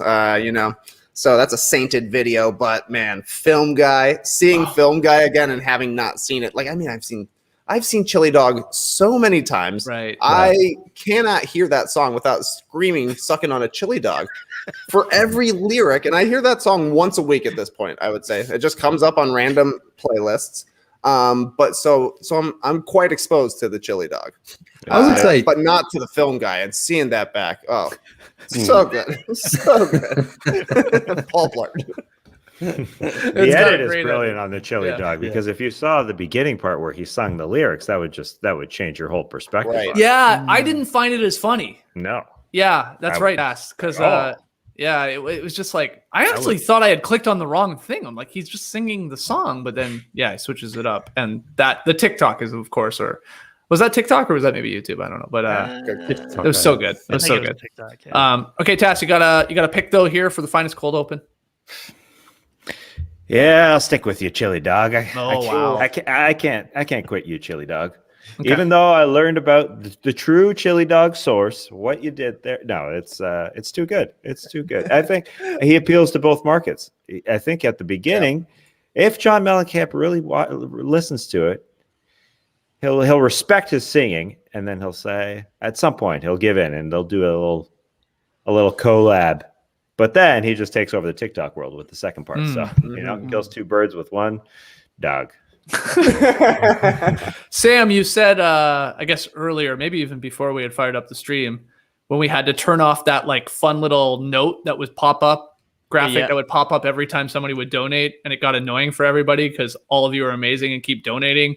That there was like a little jingle to it that you said someone you knew that is a professional singer did it. Is that right? Yeah, well, she's semi-professional. She lives out in LA. She's currently trying to make it. Like the animation is still there so people can see, but the jingle is off. But she always, like, anytime I need audio work done, any sort of like sound design, she records and sings everything for me. And that's pretty cool. Yeah, it's awesome. So what did you think of Chili Dogs then? I think my friend needs to collaborate with Chili Dogs and take it to number one, because like that's money to be made right there. Yeah, she could be the bun to his Chili Dog. I like it. I can't believe I'm going to say this. I thought Chili Dog was going to run away with this, in my opinion. I was saying it while you were showing it. I'm like, it's done. Why are we even doing the other ones? Film Guy is fucking hilarious. That one is so funny. But my only worry is, like Trey said, Chili Dog I could watch 50 times and love it the 51st time. Film Guy I've only seen now 2 times. It's killed it both times. But like, could I watch it 50 times? And like, should that hurt it in this hypothetical? I think it should. So I will ultimately go Chili Dogs too. Because it's very catchy. And it's got the funny like payoff. The scrolling of the lyrics is so good. It takes it next level. So Agreed. I love it. And there's a part where he's like sucking like whatever. I'm not gonna try and sing it, but then he throws in the chili.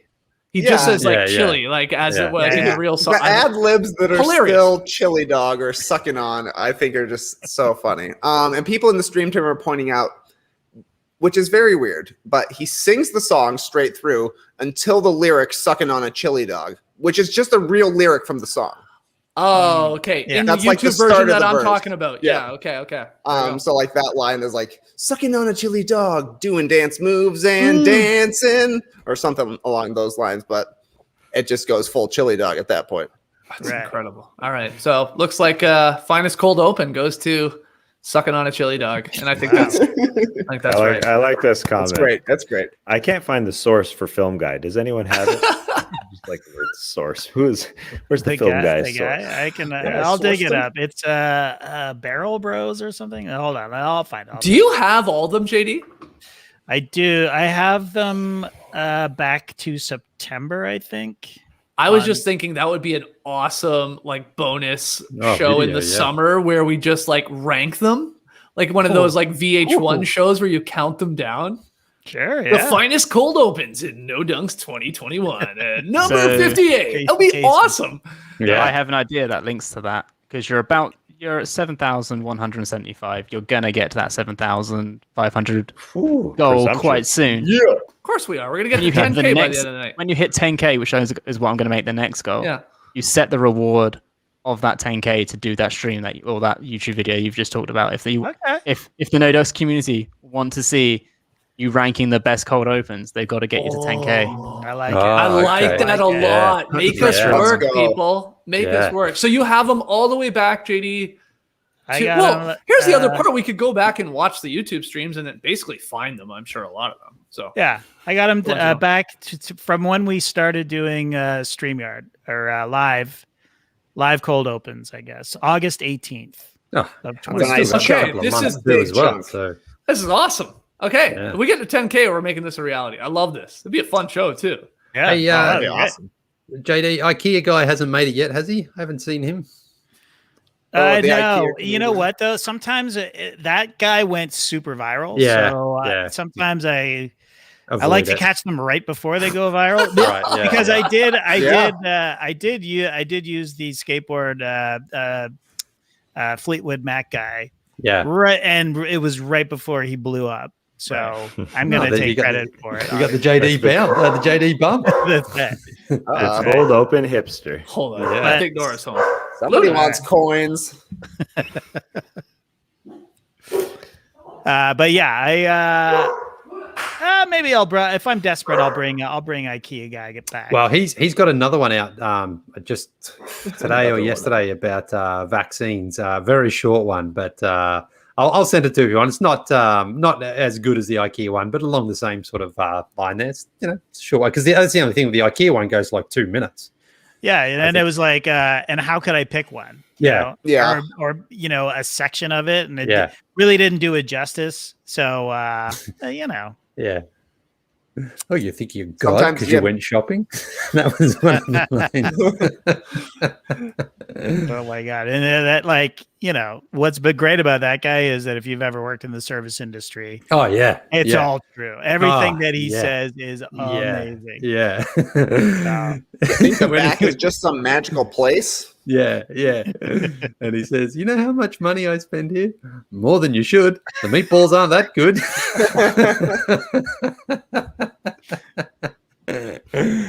All right. Sorry about that. We got a bit of a guard dog. There you go. Oh, that's good. Yeah. Someone was turning around in our driveway. Oh. Hey, that's a pretty serious offense in Luna's world. I guess so.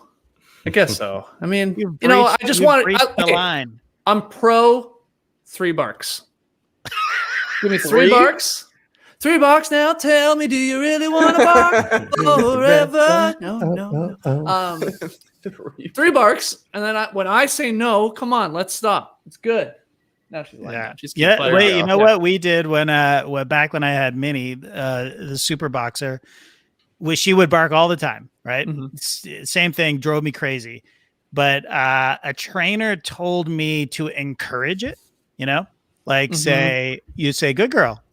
All right, good girl.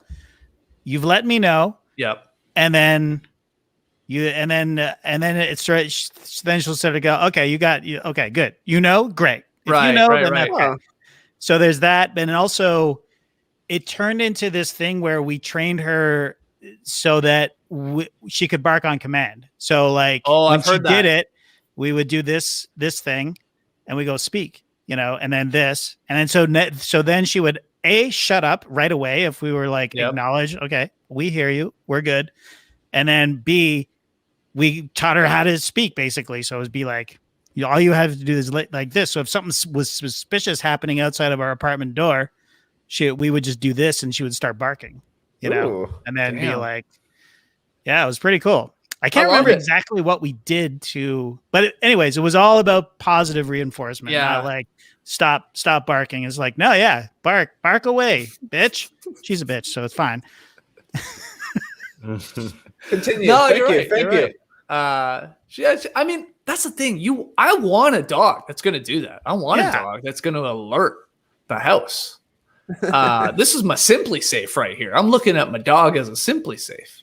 Yeah, you just got to check it and turn off the alarm, right? Yeah, you just exactly. Like, That's it. Okay, that's gotcha. Hey, good. I'm here. Thanks, Let's Luna. roll. I took a peek. Not to interrupt, but Mark Capera just leaves the message, sucking on a chili dog, but he donated $500 to leave that message. Wow. And that has put you guys at $7,700. So I've got to make it 10K. Oh my God. That's incredible. What was his name again, Sam? What was his name? Sucking on chili dog's name? His name, oh God, which tab was that? Oh my God.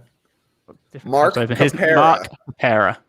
Wow, man. Thank you, Mark. Look at that. Well done.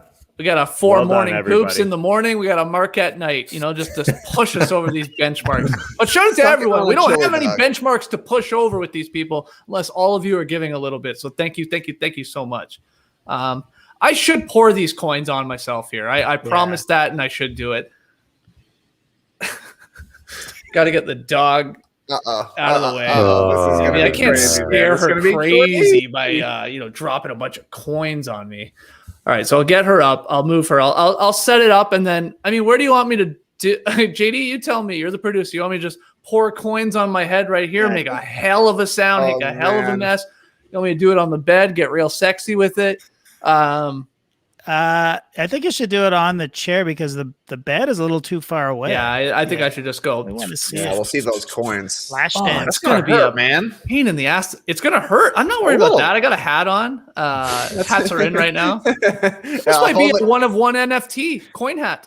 Coin I'm just worried about the mess, the cleanup, but we'll figure it out. Okay, I'll set this up. Go ahead. Running poops was a good idea for our 10K threshold, a squad episode where we draft different things, where you draft different aspects of the podcast, i.e. like the cold open, story from each host, accessory the host is known for, hometown. Like almost like the perfect No Dunks podcast in a way. You got the cold open. You got the funny story. You got like the elements that are in every show that your favorite. Around all the NBA podcast. There's something there. There's something there for sure. Okay, I'll be right back. I'm gonna remove Luna, and then we're gonna drop a bunch of coins on me because we have shattered goals here, and we're gonna hit the 10K. Yeah. Okay.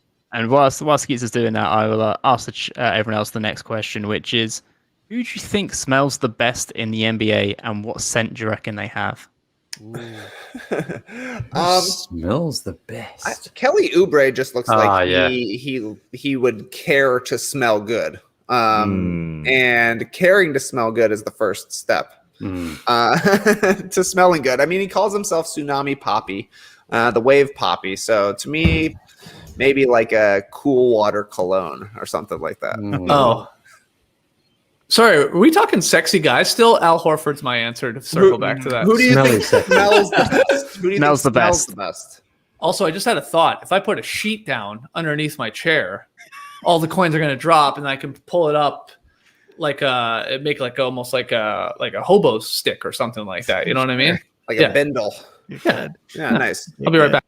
All right. Well, if you're wondering why Skeets is going to be pouring coins on himself, here's what happened on a show earlier this week. Bring your coins. Pour your coins on us. Pour your coinage on me. Just give us a few coins. You know that junk. Pour your coinage on me. Weird. Yeah, for sure. So Skeets is running with it.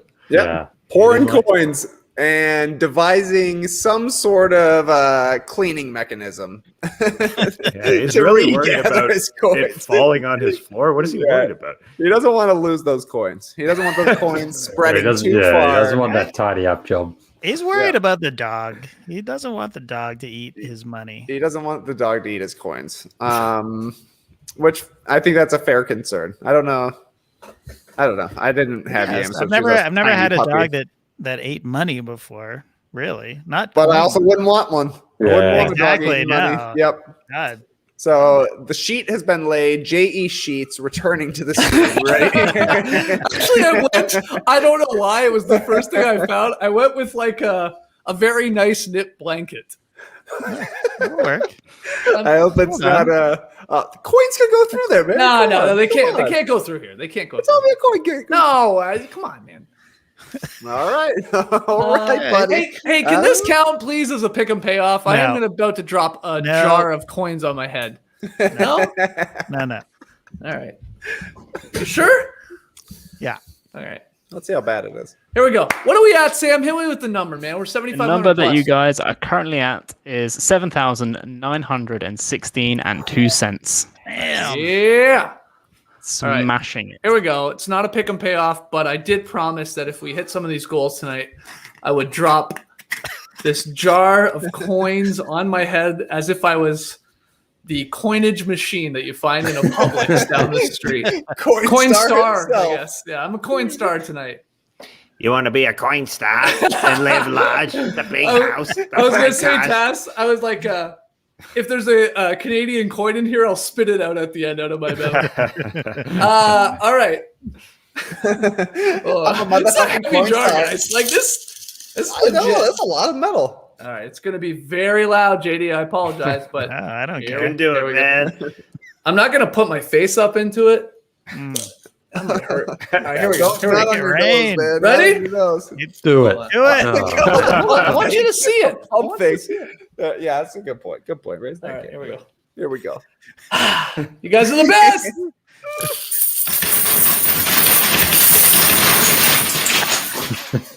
Wow. Not too bad.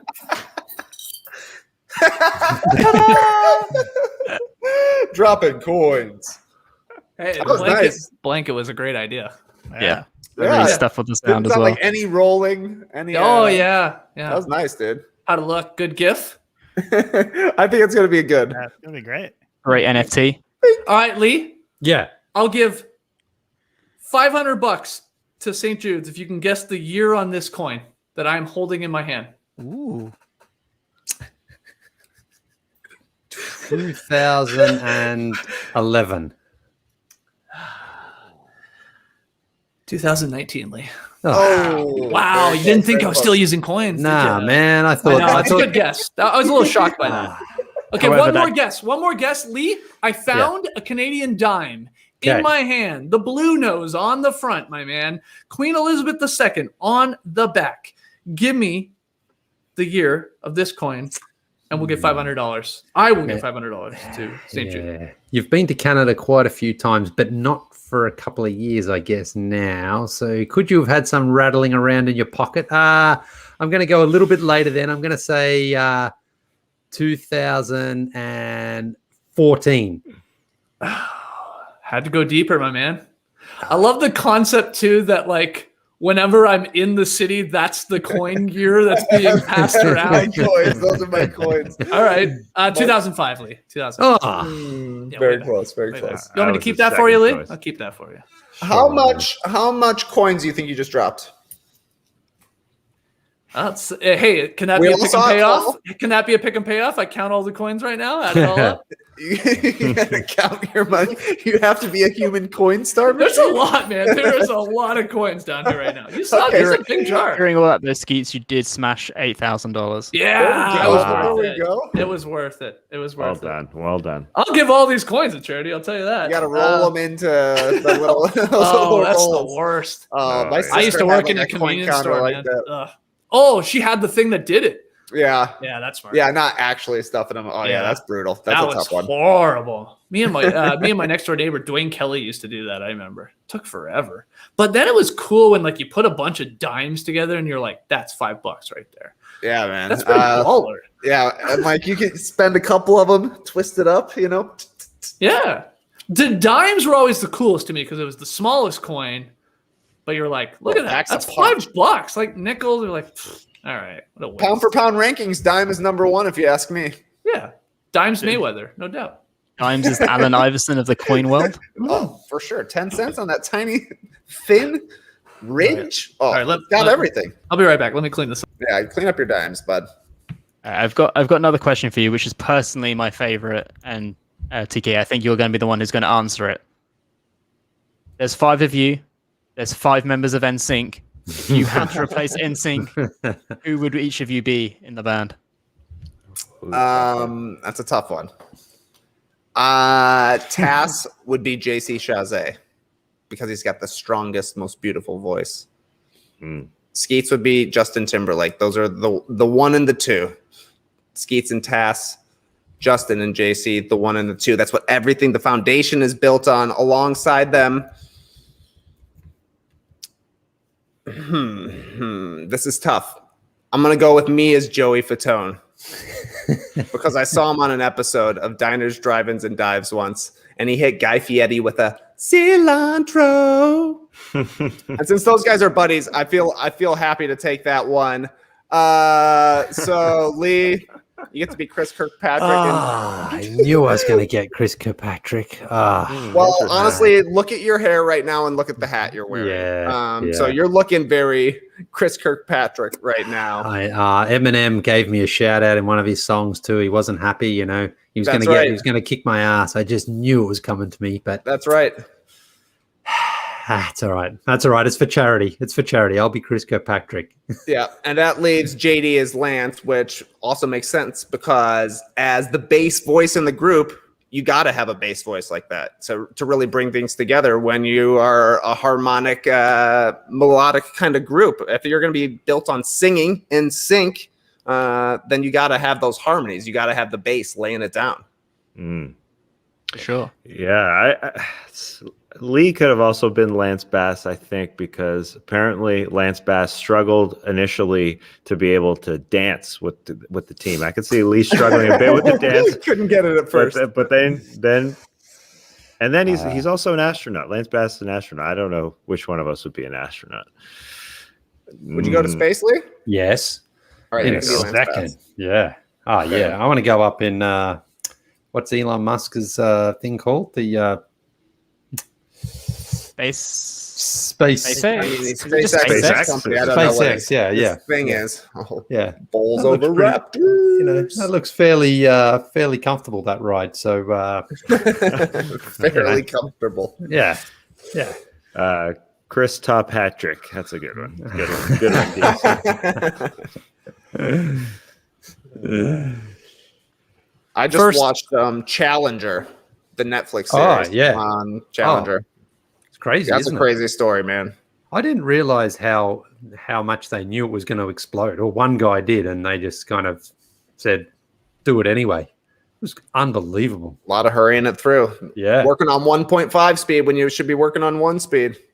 And the fact that the astronauts, they said, didn't die on explosion, but more sort of on impact and stuff, which was awful. But yeah, crazy stuff. Wild. Yep. Yep. That's my review. It's crazy stuff, man. Just wild. Just wild. No, but I thought it was an accident. I thought they didn't, Sure. I can't believe that they basically were told it will blow up if you launch, and they just pushed ahead anyway. And and it went to plan in that sense, Hubris. Yeah. Wow. What is it? So this is Challenger on? Yeah, it's like like a 6-part series or something. 4 parts. Is that what it is? I think it's only 4. Yeah. Netflix. Yeah, it's really good. Because the big one was Krista, the school teacher, Krista McAuliffe, I think her name was. And, all her school and the students were watching. Her parents were there at the launch. That was like the biggest story in the world. Oh, it was. Yeah, it was huge. I remember it made it, obviously, to Australia, too. It was because we were all excited because it was the school teacher. And it was like, oh, my God, this is great. And then it was like, it blew up. Everyone was like, what? Unbelievable. And just the broadcast from CNN when they... it's launching, and then you can just hear them sort of saying they're trying to create contact, and then they're just going, obviously there's been a serious malfunction. And then it goes, I think, is it Tom Brokaw in the newsroom? That I don't know. I can't remember. But he's just kind of like, that didn't go as planned. So it's crazy. Check it out. Recommended. Are you talking about right now the Challenger exploding? Yeah. Is that what I'm missing right now? Yeah. The series about it. Oh, okay. Yeah. Okay. I just want to make sure. Sorry, I'm watching Luna. First thing she did, she saw those coins that I missed there, Trey. She didn't eat them, just found them. She wanted to get it on all 9,000 taste buds. Puts a diamond. That's a 10. That's a dime. That cream. What'd you find down there? You find a quarter? It's in a spot. Hold on. She's in a spot she shouldn't be. The coin sniffer. It's like the dog on Duck Hunt going to get the birds, but she gets coins. She's straight up coins. Yeah. Call her Coinstar. That's my dog. That's my dog, Coinstar. New name. Ooh, Luna Coinstar? Actually works all right. That's a pretty cool nickname. I think some shocking poll results with the Mighty Bean going on right now. What do you guys think is leading the Mighty Bean poll? Leading the Mighty Bean poll. Yeah, is it black bean, dark red kidney bean, garbanzo bean, or pinto bean? I'm surprised that. My guess for leading would be black bean because super versatile bean. That's everywhere. I mean, like you see it in so many different dishes. Pinto bean is leading. Black bean is second. Okay. And garbanzo bean is third, and dark red kidney bean is dead last. People aren't showing respect to the dark red kidney bean. They are giving it exactly the respect it deserves. No, man, it stands alone. It doesn't need any other flavors around it. It's a big, juicy, beefy bean. Fills you up. It's great. Dark red kidney bean is okay. I'll say it's okay. I mean, but I don't know. I guess pinto bean. We were bigging up the pinto bean on the show, so maybe people are following along. They're saying, yeah. We agree. Pinto beans are great. Pinto's the mainstream bean. I think it's a little bit more of a mainstream bean than the old stream bean than the black bean. So I can understand why it's number one. I am with Lee though. I don't know why you're hating on the kidney bean, JD. I think it's a flavor unto itself. Nothing wrong. Nothing wrong with kidney. It's called, first of all, it's called a kidney bean because it looks like kidney. And that's gross. It's just gross. Yeah. I hate seeing them floating around in my chili. And no, it's not gross. It's fine. It tastes fine. It's you eat a cow. You eat a cow. Is that that's all right? You eat a big piece of beef. What's and you can't call something a kidney bean? It's the organ part of it. It's the organ. If it was the steak bean and it looked like a steak, I'd be 100% in on it. Yeah, just bad PR behind the kidney bean then. Yeah. Just need you need Stephen Adams from his advert. Okay, so you just steak. Yeah, across beans. Yeah, beans. I fucking love beans. When we were thinking about beans, I did a Google search for the best bean, and the pea is a bean. Yeah. Well, That's the best bean. Yeah. That's the best bean. Wow. I'm saying I'm. What the? Hold on. You're saying a pea is a bean? That's what the internet told me. Yeah. Because it's in the family. Yeah. Oh, Goomer. Goomers. Yeah, you real goomers right there. You're a big pea man, are you, JD? I'm a huge pea. Oh God, guy. see, pea. That's what I'm saying. I'm like, if peas are in the bean world, then peas number one by a mile. Hands down. Over By a mile. Yeah. Peas are good, but they're so small. Yeah. So flavorful. And so what? Peas are so versatile as well. Yeah. Hey, man, you don't like a kidney bean because it's shaped like a kidney. I don't like a pea because they're so small. You gotta. They're hard to control on your fork. I'm with you, Trey. I'd rather have something, a little bit more. Bean. Something I can handle. I'm like Louis the dog. I mean, this guy loves a beefy salad. He loves a beefy bean. Yeah. He loves a lot of like. You like to pick up, use your spork to really pick up something with some weight to it, don't you, Tass? You don't like something flimsy on there or tiny. Peas, you can lose peas. Search your house. There's peas just hanging around. Like I like my pea milk, no doubt. What the hell's that? Yeah, that's pea milk. They're making pea milk now? What happened to You oat probably milk? had it. That's probably had old it. news, He didn't man. even know it. No. Oat milk is hot. 100. I'm keeping it 100 right now. That's the new thing. That's the new milk. There's a new milk every 4 weeks. It's actually it's like people don't call it pea milk. I mean, they use pea protein into milks. So Okay, what do they that's call awesome. it? It's healthy as all hell. So it's great. But what do they call it? What's the branding? Or like not the brand itself, but what is the? Hey, It's can I just get? the What do you high say protein when you walk in the store? Can I get some pea milk, or do you say, "Can I get some protein milk?" Or what? Soybean. You just gotta know. You just gotta give the gotta person wink. at the front the wink winks. Hey, Where got any the of that peas good at. milk? That's the good stuff. If you wander into the milk section and you say something along the lines of, if you count peas as a bean, I think peas are the number one bean. Someone will show you where the pea milk is. That's kind of like the password to get into the pea milk. It's like a speakeasy, a pea easy to get into the back. Yeah, exactly right. Then what about a soybean? Soybeans are great. They're shaped sort of like a kidney bean, JD. We got that milk in our house. I know that, but I've never heard of the got pea milk. Pea milk. It doesn't taste like peas. Does not taste like peas. No. Jack Temple in chat though has made a very good point. We're overlooking the best bean of them all. What? Mr. Bean. Oh yeah, I thought you were gonna say Kobe, Oh, Mr. Bean. Yeah, we talked about Mr. Bean. I was like concerned. I brought him up on the show. I was like, oh, did he get canceled? And I just didn't know it, but I don't think he did. No one told me he did. Just got old. He did say something. Oh, see, I knew it. I fucking knew it. I knew it. What did he say? Go ahead, find it. Okay, don't.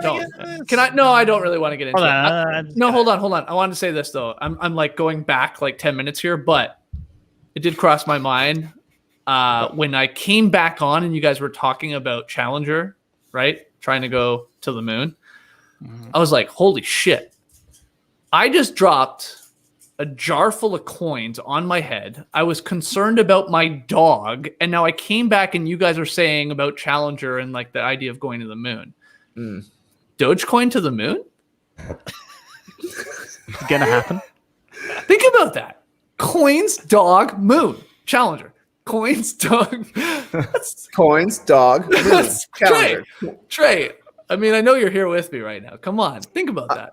Well, Skeets, I mean, Elon Musk, he also came up while you were, I think you were fashioning your coin bindle at the time.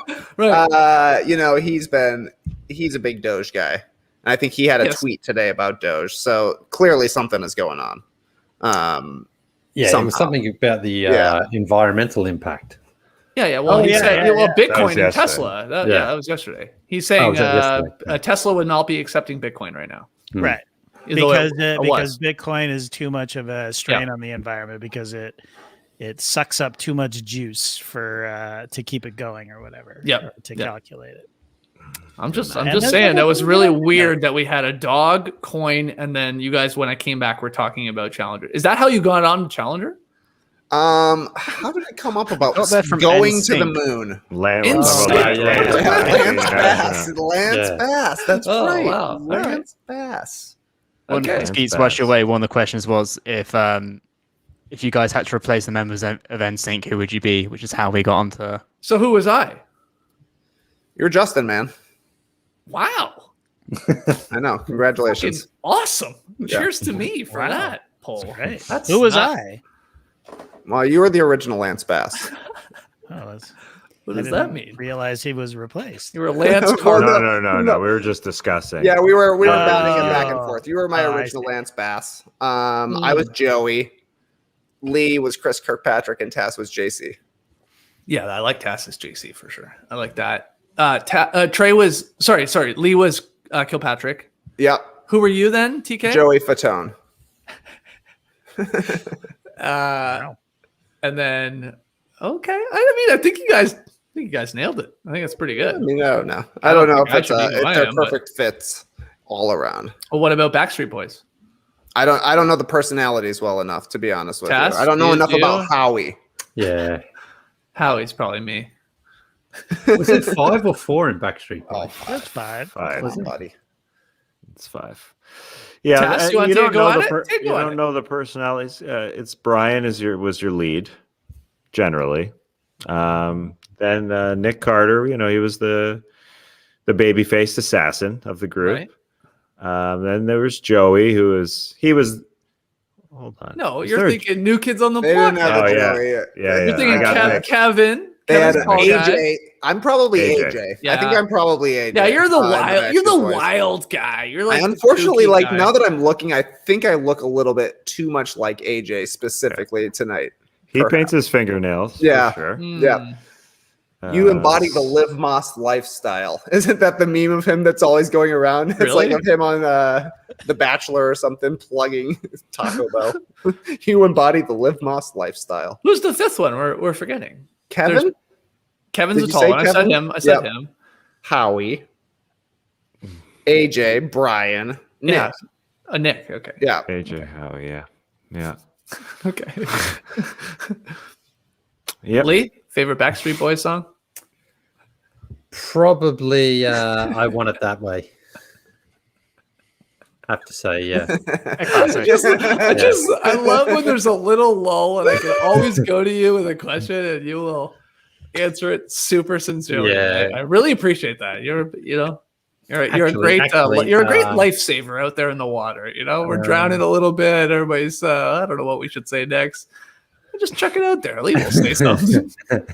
No, I can't think of what my favorite song of theirs actually. It was Backstreet's Back? No. It was that song's good. That's maybe my favorite. It was Is that also Everybody?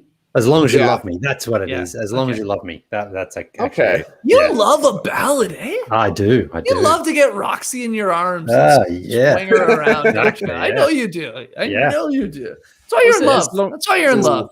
Well, yeah, we used to dance to Elton John all the time on LimeWire. I used to download the songs on LimeWire and play them on the computer.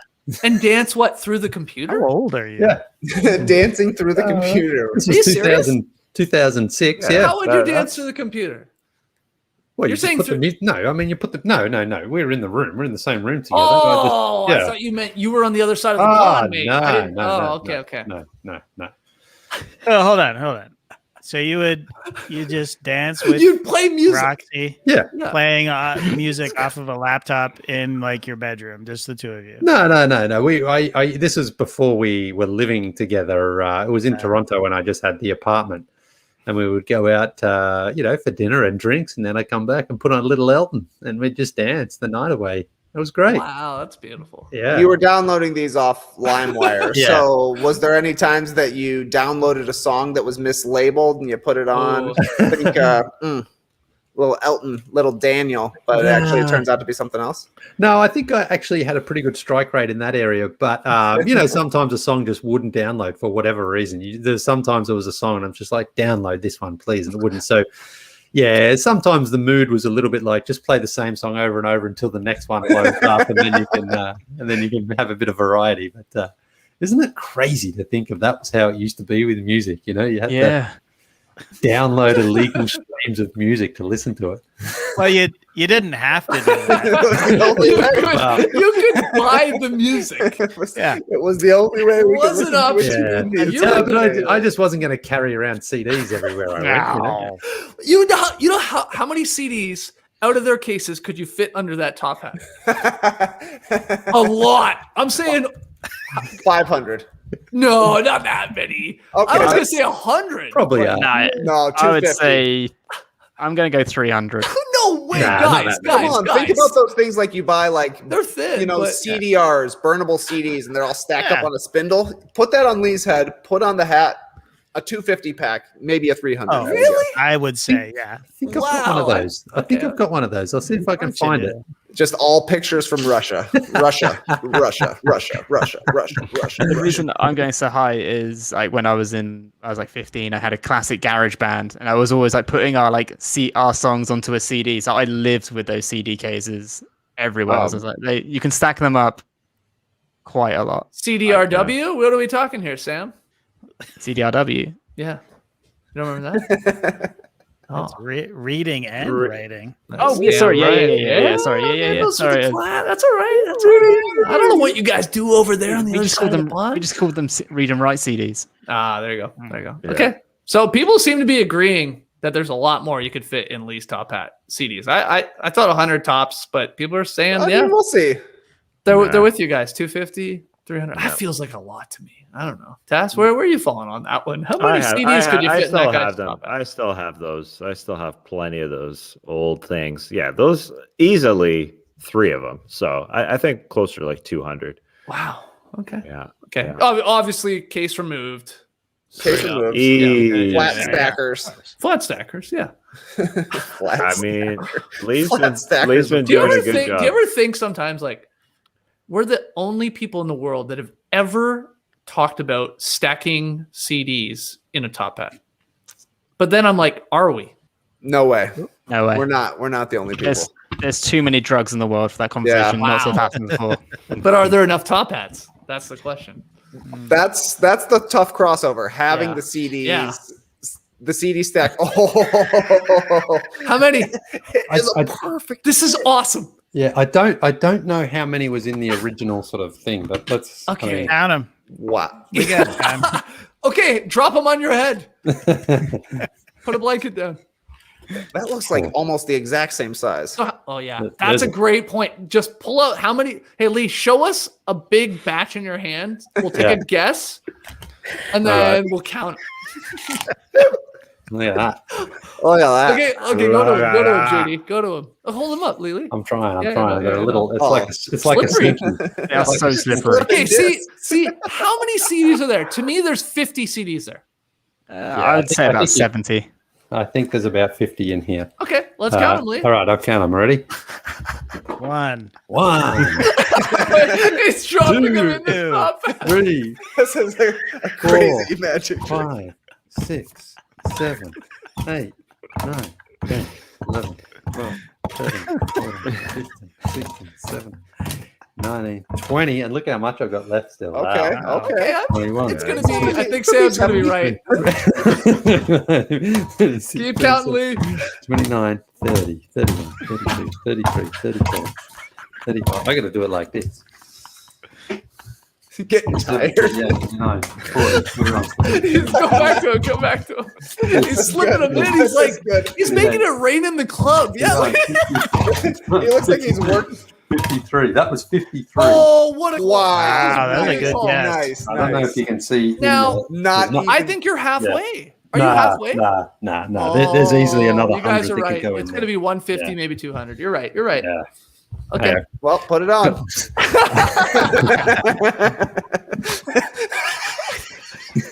It's easier to wear with it. I've got a new segment. It's called Raise it down a little bit. Yeah. My new segment is the Top Hat Hot Boys. You and JD, you get a new hat every week and put it on. Oh, come on. That would be the funniest 5 minute show. Man. Well, we just had $100 from Word 22 saying my research is funded by St. Jude and the Infectious Diseases Society, so he's happy to give back to No Dunks. Awesome. That's amazing. Awesome. Who's that from? Amazing. Do we know? That is from Word 22.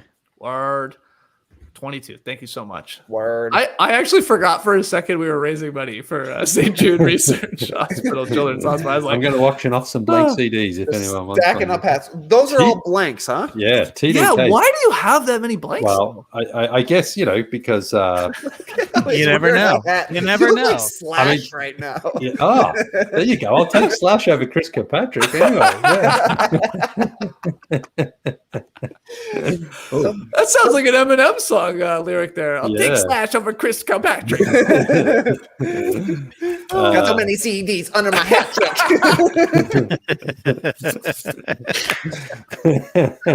Lee, why do you have so many of these things? You remember the answer, yeah. If you're wondering why now,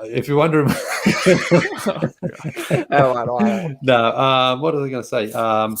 No, I think, because, we bought a Mac like when we were first together, and I think we just had plans on, doing stuff. What are you talking about? You and Roxy or you and us? Yeah, no, me and Roxy. Yeah. Okay, hold on. So you you were about to. You're saying you bought a bunch of rewritable CDs because you got together. You're like, who knows what's going to happen? We're always coming back dancing. We might make a bunch of downloaded CDs. all these songs. Yeah, we're gonna put these songs. There's a good chance that these came from the hot streets of Peru too. These ones, So these could be hot. These could be hot. There's no doubt. There's no doubt about it. You think there could be something weird on them? Like no, they're all blank. They're all blank. No, I don't Do they smell like ceviche? Yeah. There it is. A little, actually. He's like, Roxy, this LimeWire thing is really taking off. Yeah. We need 250 CDs. Yeah, invest in it. Wow, that is Where awesome. I want these MP3s. So that's 50. That was not 50 in that case you had because you only took out. No, it was probably about that'd easily be. Can't see it. Move it over. Oh yeah. It was about that much, so there was easily. You guys are about 100. So that's a 150 case, I think you got right there. Holy shit! You were downloading a lot of LimeWire songs. You burned a lot of CDs. Yeah. Yep. Case. Yeah. Like I know you have CDs that are just labeled Russia and Morocco and stuff. Yeah. But my God, man. Yeah.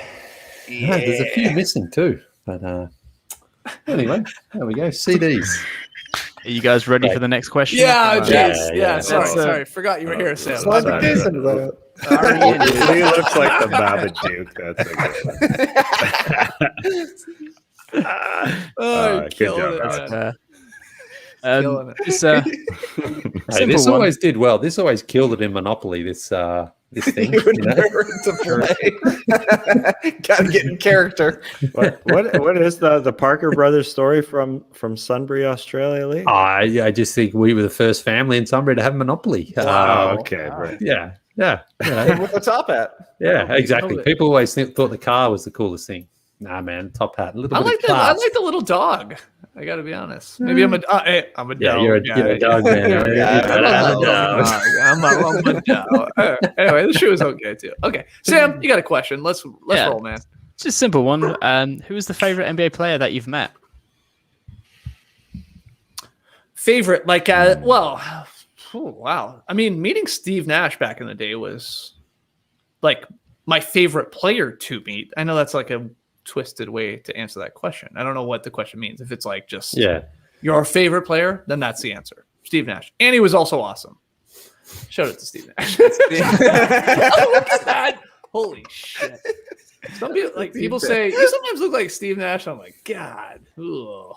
Do I? That's rough for him and me. But Nash was awesome. We talked to him back in Tass, help me out, 2011, 12. Maybe earlier 10. 10. I thought it was 2010 sounds right. Yeah. Wasn't it in New York? Yeah, it was in New York. It was for his soccer. In Chinatown, yeah. Were we a part of the score at that point though? We were. Yes. So we joined in March, and then is that right? Joined in March, and then we went in the summer. That sounds right to me. Yeah. And we were there for Blogs with Balls actually, and then he was having his tournament. his soccer Nate showdown. Robb walked in the middle of that interview. That was crazy. awesome. But Nash was awesome. And like people are saying, oh, only because he looks like, no, I mean, Steve Nash is he's like one of my top 3 favorite players of all time because he's obviously a Canadian point guard and he was a 2-time MVP, which was wild. And we got to meet him and he was amazing. He's an awesome guy. So he'd be my favorite. Lee, you got a favorite? Yeah. This morning when I was going to school, I was taking my son Sebastian to school. And I saw this car sort of pull up just before it was going to go to the lights and the window came down. And I was like, what's going on over there? And then I just hear this, hey, buddy. It was Kyle Korver. He was saying hello to me. Hey, that's pretty cool. Yeah. That's awesome. He remembered you. Yeah, because I bumped into him one day. You're always wearing that top hat. Yeah. There it is. I was out for a walk one day and I bumped into him. We were talking and, I haven't like hit him up for anything since. I haven't spoken to him, and I just he was the one who initiated. Hey, buddy, out the window. Awesome. I was like, yeah. So he's now vaulted. Beat recency bias, sure, but great fun. I mean, it's pretty cool if the player knows you. It's like the classic LeBron recognizing Trey, right? The once upon a time there in the I don't know, in the back or in the bowels of the stadium. That's amazing, or the arena. Yeah. So you're gonna head up over now, Lee? Well, I'm not sure what to do. I've got to play it cool, really, don't I? So keep your hat on for sure. Is he? So what? Is he still living in Atlanta? I know he does. Yeah, he bought a house sometimes. Yeah. He bought a house just around the corner from my place. Yeah, I'll tell you what. Love Kyle Korver. Something that'll blow your mind though. See a sister in person. Looks just the same. Like, oh my God. I think I have seen her. Actually. Yeah, you have at an All-Star weekend. We're like, yeah. Holy, that woman looks identical to Kyle Korver. Yeah. It's like, oh yeah, it's his sister. It's incredible. I don't know. He doesn't have a twin, right? They're just. I don't think so. They look very, very, very similar. Mm. Anyway. How about this, Lee? Hey, Kyle. Last time we met, you taught me how to shoot on your court. Now I take you outside to my court. You versus Kyle Korver shooting around down at the park. Yeah, I could do. I'd play in the driveway here. Yeah, that'd be fun. Actually, I've got the wonky old hoop that I've been shooting on now for over a year. So you just know the lay of the land a little bit more. So it might tilt it in my favor. So home court advantage. Yeah. I was about to ask you guys the other day. I was about to text you guys. Does anybody want to shoot around? Yes. Yeah. Okay. I should have. Shots up. It crossed my mind. I was like, man, I just feel like now shooting on a basketball hoop because they're up now in Atlanta, like outdoor. It's like, God, let's just get the guys out there. Let's just shoot around. I don't even want to play. We don't got to play 2s, 3s, 5s. Let's just shoot. Have a couple shooting contests. Shots up. Play some bump. Yeah. What's all right? Let's do that. Let's make that happen. Guys being dudes, guys shooting hoops. The answer to that, Lee, is nothing, man. We love shooting around, and most people, I assume, in this stream do as well. So, favorite player, Tess, that you've ever met? Well, I've met so many great players. I'd probably go with a huge name. I think Charles Barkley is. That's a good one. And not only has the hype around him, but lives up to the hype and just how generous he is. What a great guy he is. Just larger than life, but then still also super down to earth. Kind of down to earth and level headed. So yeah. Chuck is faux real, so that's a good. I mean, so many though are such great dudes that we've been lucky enough to meet for sure. But there's only been like 2 guys that I hated. Everybody else is awesome. Everybody else, you're like, oh, love this guy now. Rooting for this guy, cheering for this guy. Sorry, said rooting there for Lee. See, now you're in my head. Sam's smiling. Sam's smiling. He said it gets in your head. Now I can't say rooting ever for somebody. He's like, oh, he's having sex with that guy. I was watching one of our streams from earlier this week, looking for a clip, and there was a part, Skeets, where you were saying something about cheering for somebody, and you caught yourself as you were talking about it. You're like, and like, I've definitely been kind of cheering for him. Yeah, I know. And like you can just register it for a second, and it's impossible not to think of. It's impossible. I've never heard it used in that way in my life, except for you saying that people do, and now it's completely in my head as well. Great. That's great. That's loves it. It loves it. My favorite guy is Dwayne Wade. I met him in Houston, like in the locker room, and like he's an Illinois boy I followed him for a long time, and then he knew what our show was, which was awesome. I think he smelled pretty good too. Oh hell yeah! Yeah, he's got a nice smell. He's handsome as fuck. Smell. Yeah. Oh, he smelled good. You got another one, Sam? Do another one, Sam. Question, and then we do have some more No Dunks awards to go through. So yeah, the next question coming in is just for Taz and Skeets. And before the Raptors existed, did you cheer for a specific NBA team, or are you just a fan of the NBA? I mean, not me. I didn't have a. You didn't cheer for anyone? Wow, that's just a sport, man. We're like when the Raptors came into existence. I was 16 or 15. Taz was 14 or 15, around there. I mean, I guess I was a Bulls fan. I'm not gonna lie, Trey. You're gonna love that. It's Michael Jordan winning a bunch of championships. It got me into the league, got me into the game. I mean, I think I was cheering for him. I love Scottie Pippen too. I am a huge Scottie Pippen stan. So those two guys, I guess. I was cheering for the Bulls for sure. In their finals, when I was watching those on NBC and stuff like that, yeah, I was hoping they were going to win. You must have been a huge Bill Wennington fan then. Oh yeah, Canadian bringing home the titles. I don't even think I knew he was Canadian at the time. like basketball in Canada at that point. I mean, Tess and JD can speak to this too. It's like it wasn't even a thing. It was on because it was on an American station, but it was it was not a big deal. Like when we started our show, people were even when we started our show, people were like, "You guys are American, right?" Like, why would a bunch of Canadians be doing a daily NBA show? Yeah. The Raptors came around in 1995, and one of the first things that happened was a double-page layout of all the rules in the Toronto Sun, one of the newspapers. Like, this is how the game is played. There is an orange rim on both ends of the floor. There's mesh hanging from both ends of the floor. So, yeah, I mean, it wasn't obviously that basic for a lot of fans there, but yeah, you needed to explain the rudimentary rules to people. So yeah, when I was 14. Yeah, I'd watched the NBA finals on NBC for sure. Yeah, the Bulls and Lakers, I remember. But beyond that, I was just more like I was a Grant Hill fan, but I wasn't following a team. I think it was Inside Stuff, Tass. I don't know if you probably watched that. I remember that was always on Saturdays. That got you into players. But Tass, the Raptors but they were on the VR. The new VR. Did you want to hit us with the jingle? It's one of my favorite things you do. Can you just maybe we can get to 10K if you hit the VR. You got the wrong channel, my man. Oh, CP24. You're thinking of channel 47 cable. Channel 47. I'm thinking the new VR was very Raptors. I'm sorry, channel 47, cable 4. 47 in the evening. Yeah, we got fun. Yeah, we got fun. Who's the boss? And Perfect Strangers. 47. Love connection. Don't like that anymore. Sorry, Chuck Woolery. Yeah. Full House. Did we mention Married with Children? Those Bundy clowns designing women and Murphy Brown. 40. No. No. At the right time. What's that? What's that line? I'm missing. I know. We got to call up Paul. Where's Dub? Yeah. We always forget this part. Right, yeah. At the right time. Yes, we got channel 47 cable fun. Yeah, I missed that line there. I don't know what that one is. I mean, I didn't. But anyways, it was a great 30 seconds. They had a channel 47 cable 4. Remember the TV guides?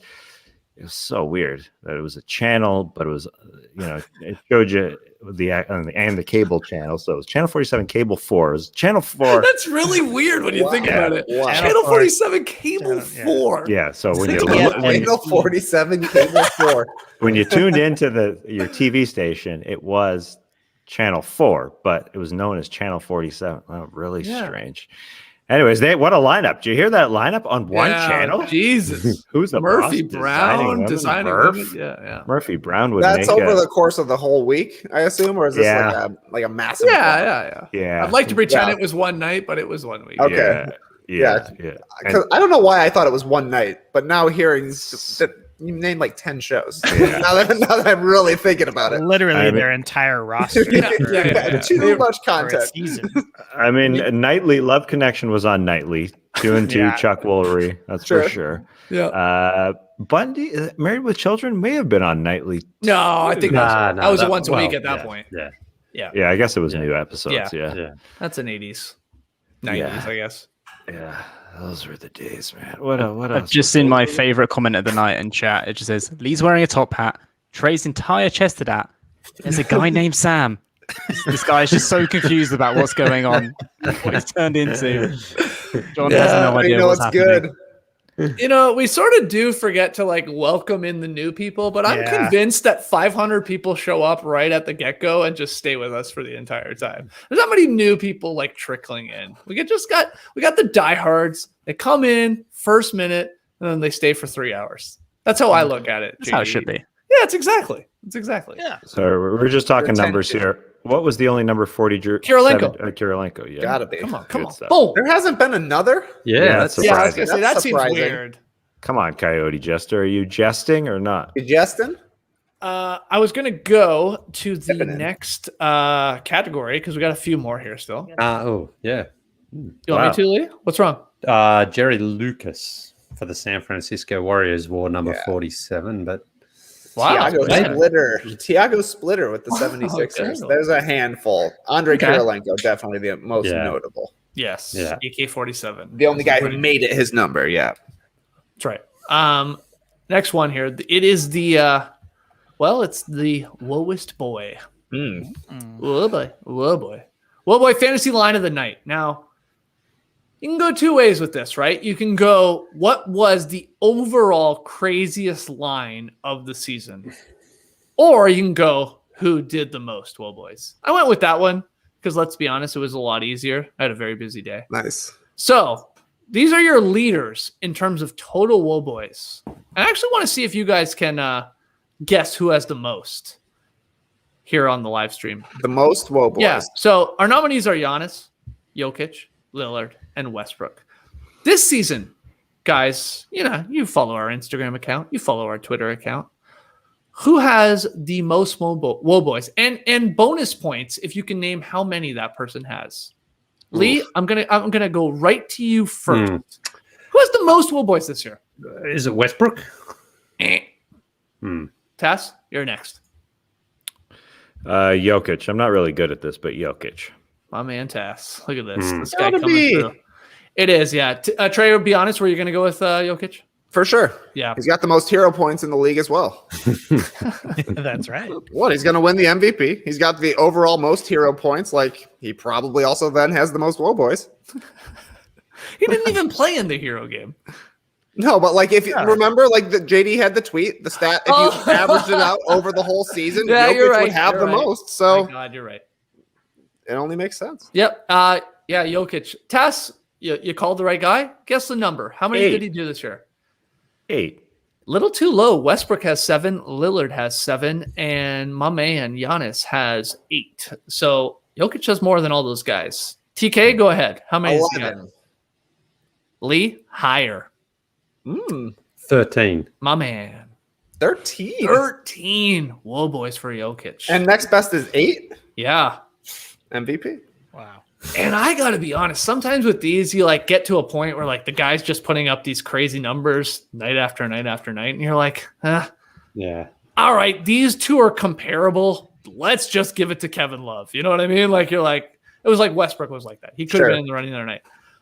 But yeah, the Joker with 13 Whoa boys. So the Joker wins Whoa boy of the year. And the truth is, if you go back and track this, whoever finishes with the most Whoa boys tend to win MVP.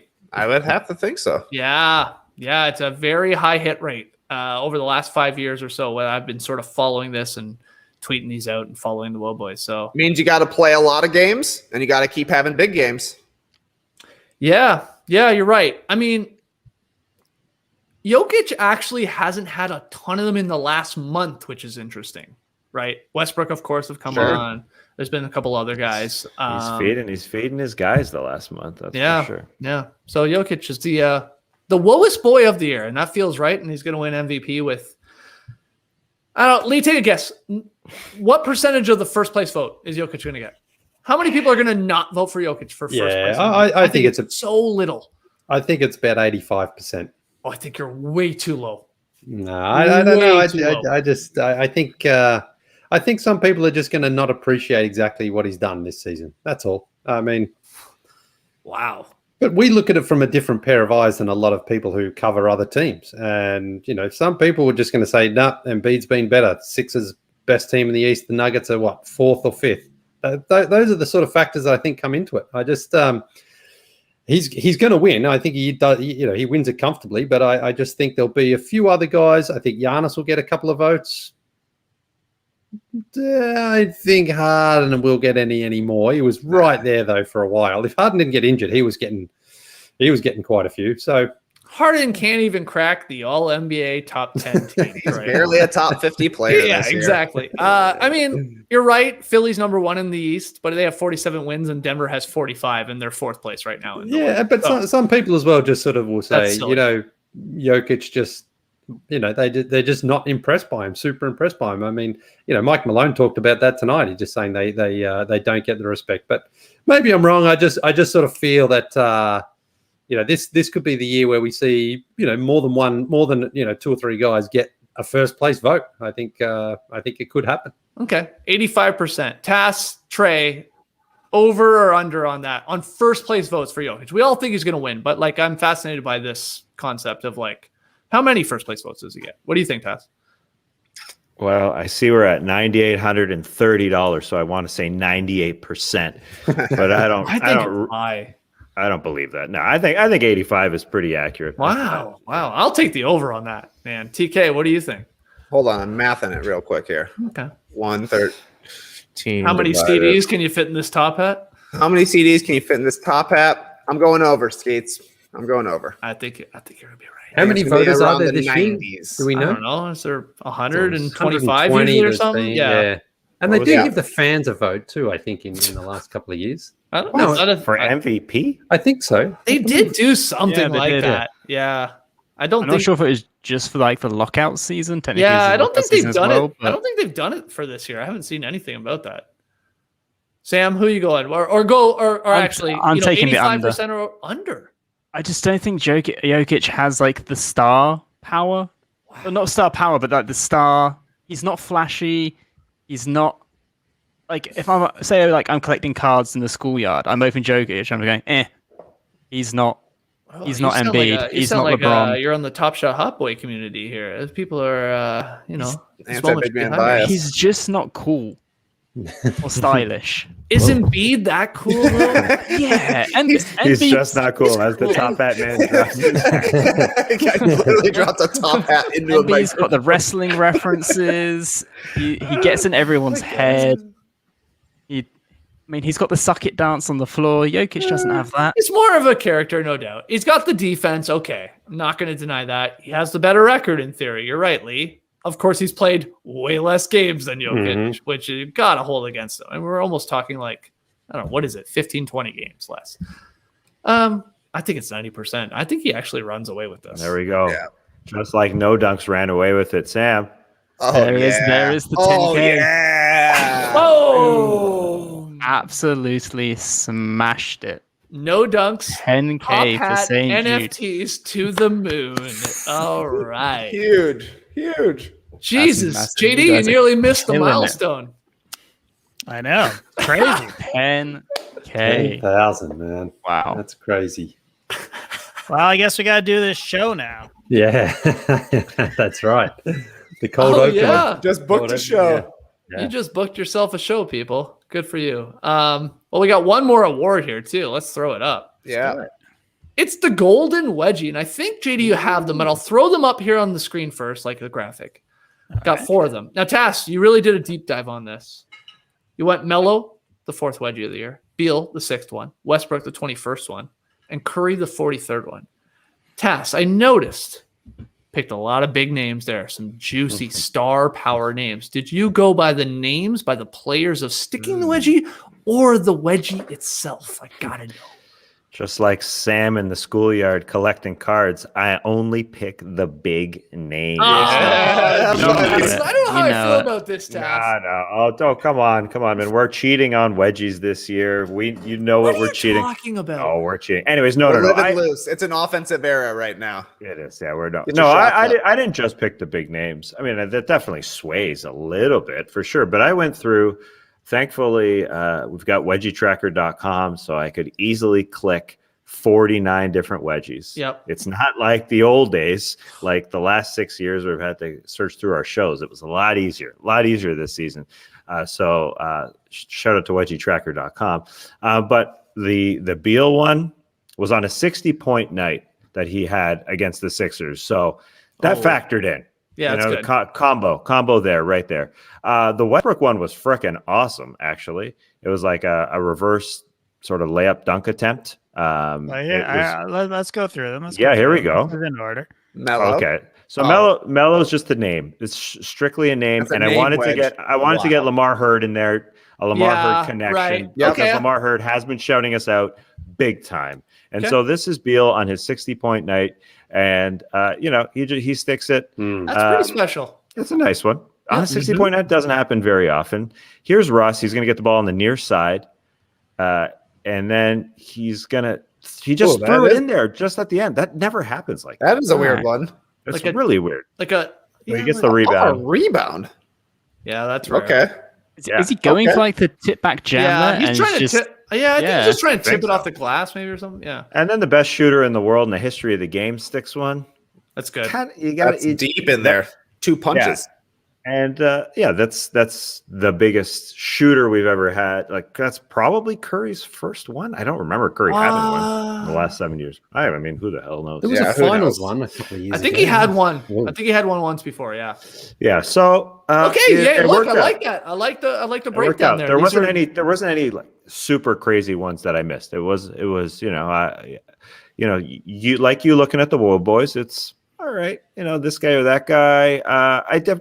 Like the Melo one, a little cheap, but at the same time, Lamar Hurd on the Blazers broadcast has literally been shouting out no dunks over and over and over. So I wanted to get a Blazer guy in there, and he just got top 10 in scoring. Like he is a legend. I'm not sure if Carmelo Anthony has got one in the last 7 years. Like this year, that's batch of names, definitely the biggest names. That we've ever had in a wedgie season. That's good. That's why, like LeBron has got one before for sure. Anthony Davis had one, but like we don't have a lot of big names like this. This is a unique year. Yeah, that's why I brought it up. I was curious. Like, did you just literally just go to the biggest names? But now you show the wedgies. You give the stories to them. Yeah, checks out, man. These it's about the stories. Wedgies. It's about the stories. I mean, Dorian Finney-Smith has won wedgie of the year before. It was a good one. Yeah, I got no problem giving it to a guy like DFS, to a guy like Dada, I think they call him in Dallas. But you got the best shooter in the world hitting one. You got a 60-point night. Westy's having his season. Never called him Westy before, but I'll call him that. And then the Lamar Hurd Westy. Westy, it's a weird one. Wedgie Westy. Wedgie Westy. Wall boy Westy. Yeah. Wow. Which one do you go with, TK? What was your favorite wedgie there of those 4 nominees? Probably the Westbrook one, I would say, is my favorite of those wedgies, just because, we are always saying every wedge is a snowflake. Yeah. And that's the most unique of those 4 candidates. Mm-hmm. So I'm going Westbrook. That's fair. Lee? Yeah, I would actually have chosen that as well. The putback tip dunk potential into a wedgie. I just wonder if Anthony Simons was a chance there, Tassie, because I thought that was a gorgeous wedgie on the weekend or whenever that was, Monday night or something. That was a beautiful wedgie. Number 48, I believe, on the year. Yeah. Yep, it was good. And you're right, Blazer connected with Lamar Hurd, our guy. Mm-hmm. JD, favorite wedgie? Curry. It's got to be Curry. It's from really, really deep, and it goes deep into. It's a true wedgie. Yeah. Oh yeah. Like 2 punches to get it out, as Trey said, and he's the best shooter in the world. And the wedges like that are great because it feels like your TV has paused by itself. You know what I mean? Like it's just sort of like it's just like a freeze frame in time, and everybody just sort of stops. But they're still kind of moving. So I love that. That's the best kind of wedgie for me. So yeah, Curry. Okay. I'm also going Curry. JD, I mean, he's leading the league in scoring. That's pretty cool. 2 of the guys are top 2 here in Curry and Beal. It's amazing. The greatest scorers can even stick a wedgie, which is pretty special. Sam, so I'm going to be the odd one out, and I'm going with Melo. Just because in my opinion, in the basketball, I've been playing basketball 15, 16 years, whatever. I've never seen someone shoot a ball as beautifully as Melo does. And just to see it go wrong is a rarity. He has such a beautiful technique and shot. To see it, I don't know. There's like magical about it. To see it go that wrong. Okay, You're right, man. You're right, man. When you're saying this, I'm like, God, I would love to go back in history to know like the greatest shooters of all time. How many wedgies do they have? How many? Like how many does Ray Allen have? How many does Reggie have? How many does everybody? KG, Duncan, Carmelo, like even like all the top 10 scorers of all time. Dr. J, like just go on and on and on. Fascinating, man. On Wilt's 100-point game, did he have a wedgie in there? These are the sort of things that I need to know. In the season, even. Yeah, in the season. Like we were putting out a wedgie bounty. We got those Jordan wedgies. Pretty amazing to actually see those a while back. But any other notable name from before 2010, if you happen to be watching like an old game and there's a wedgie, record it on your phone or something. Send us a David Robinson. I've got one. Here we go. Just give me a sec. When you were talking about Carmelo there, Sam, I was thinking that's why people love British broadcasters doing sports. I mean, you talking about the beautiful shot. I could just hear it. I could just hear the dulcet British tones. I hate Brits commentating on basketball because we sound so clueless and they use all the wrong terminology. Like whenever the NBA London happens, I have to mute the commentary because it's terrible. Really? It's like, and there's a shot on goal by. It's like, shut the fuck up, it's a basket. All right, I've got one here. This is from a multiple MVP Hall of Famer. One of the greatest the game's ever seen. 66-64, he makes one of two. The Lakers are behind. Worthy with the ball. Worthy holds it up and brings it out to Magic. Three-point country. He shoots a three. And in and out, stays out. The rebound is off and sticks between the rim and the backboard and then falls off. And the slam cam was right there. Oh my God. That was a wild one. That was one of the greatest wedges I've ever seen. Yeah. Lee, you have like a wedgie dealer, man. I do. I've got some more. Sick shit. Was there something wrong with that rim? That seemed like there's something wrong with the rim in the forum there. Yeah, from straight on to get a wedgie. Pretty weird. Like Lee's got like this crazy hookup that's coming through with these like super old wedgie clips. We got the Jordan one. We showed it to everybody before. All right, just bear with me here for a sec. You sick son of a bitch. This is a good one. This is a good one. This is a good one because this man is known for his defense, but he's also been dunked on quite a few times. But check this one.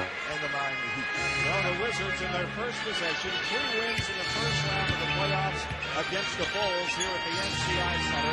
They went 29-12 during the regular season.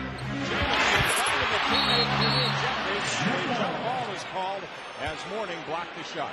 Great reaction from Alonzo Mourning because it looked like Jeffries was going to get there clean. Oh, there it ran out. First play of the game, first basket attempt. Alonzo Mourning, the block wedgie. Oh my God! What is going on? What are you do? What are you doing to get these, man? What are you giving up? Your body? I can't tell you. I can't tell you. But I got another one here for you, Skeetsy. This one. Oh my goodness! This is amazing. Yeah, I know, man. This is what happens when you hit 10K for charity. Yeah, I mean, like this is what happens when you raise 10K in one night. All right, ready? This one. I think he was on the wrap. No, maybe he was on the net. Here. The NBA, Matt Devlin, the Reverend Henry Williams, and Stephanie Reddy. And Vince Carter, fading shot pinned. And he starts 0-1. That's okay, because if Vince is going to take fadeaway jump shots against the zone that the Bobcats start. Oh my God. Matt Devlin on the Bobcats call. What is weird? Was Matt Devlin in that clip say, "I'm Matt Devlin the Reverend"? Is that what he said? I'm not sure. I'm not sure. Play it again. Honestly, he says something about Reverend, and I'm like, it used to be there. Play by. The NBA, Matt Devlin, the Reverend Henry Williams, and Stephanie Reddy. And Vince Carter. So you he's heard saying that, right? Matt Devlin and the Reverend. And the Reverend. Wow, I thought he was calling himself the Reverend. I was like, I've never heard that. He's trying to get a nickname over by himself. Yeah. I'm going to start calling Matty D the Reverend next time I see him. Very All right. I got another one. This one's for Trey. This one's for Trey. Oh, my Let's God. go, buddy. What you got in that bag? Hang on. You start throwing to them before they're even up. Like, I know. This one's a slow-mo, so enjoy this one.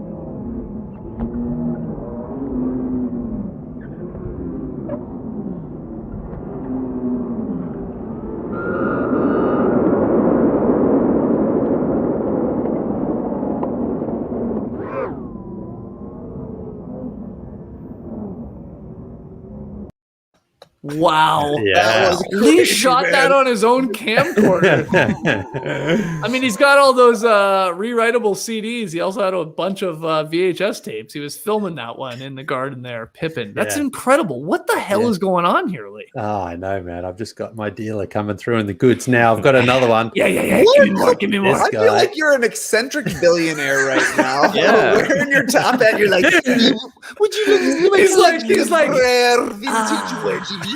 Excellent. You just landed on Park Place again. I shall show you another wedgie for your stay. Okay, gentlemen. This time I have the big wedgie for your indulgence. Covered by Payton. Eddie will give to O'Neal. Jump shot, turns, fires, rimming off. The ball sticks between the rim and glass. And we'll have a jump ball at center court. And that used to be called the ultimate brick. Not in that kind of a situation when the ball falls short, then sticks on the rim. But Jerome Kersey wanted a traveling violation. Oh, did you see Dick there, the referee? Yeah. Dick Pavetta. He jumped. He was going to fake jump and get it. That was very funny. Yeah. It's incredible. Wow. That was Shaq with, oh my God, this is amazing. What do the commentators say? That those used to be called the ultimate brick? Yeah. And Key Arena from Shaq. Because if you'd ask Shaq, have you ever had a wedgie before? He'd say, no way. I gave you one, Skeets. I took your underwear, ripped it over your head. Okay, I think this is another dunk wedgie here from a slam dunk champ. Yeah, you remember him, Set shot 3 is a brick. And Ellis pushing ahead to JR, swooping, and that's a jump ball. Jeffries got a hand on it and pinned it right against the iron and backboard. Well, I've seen the ball get snookered in there between the glass and the iron before, but not blocked into there. That is very unusual. Kind of typifies the Warriors' shooting night so far. Quite a block, though, wasn't it? Saves the dunk from Jeffries. Wow, that was Jared Jeffries. Yeah, Jared Jeffries. Yeah. We talked to on Top Shot live stream once. Didn't Alonzo Mourning block Jared Jeffries in that first clip you showed us? Yeah. I think that's right. I think so. Did you notice where they were lining up for the jump ball?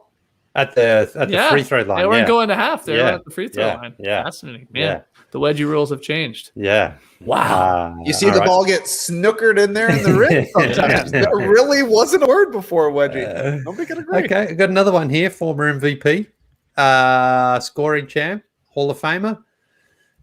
If you got any questions who it is, I'll give you the answer. Touch pass by Tim Duncan.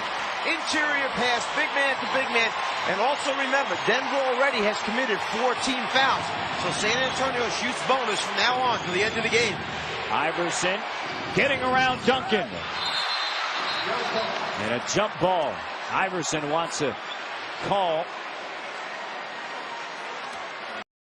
Oh, Devlin on the call in the playoffs. Playoff Devlin, that's right. The Reverend, Matt Devlin. The Reverend.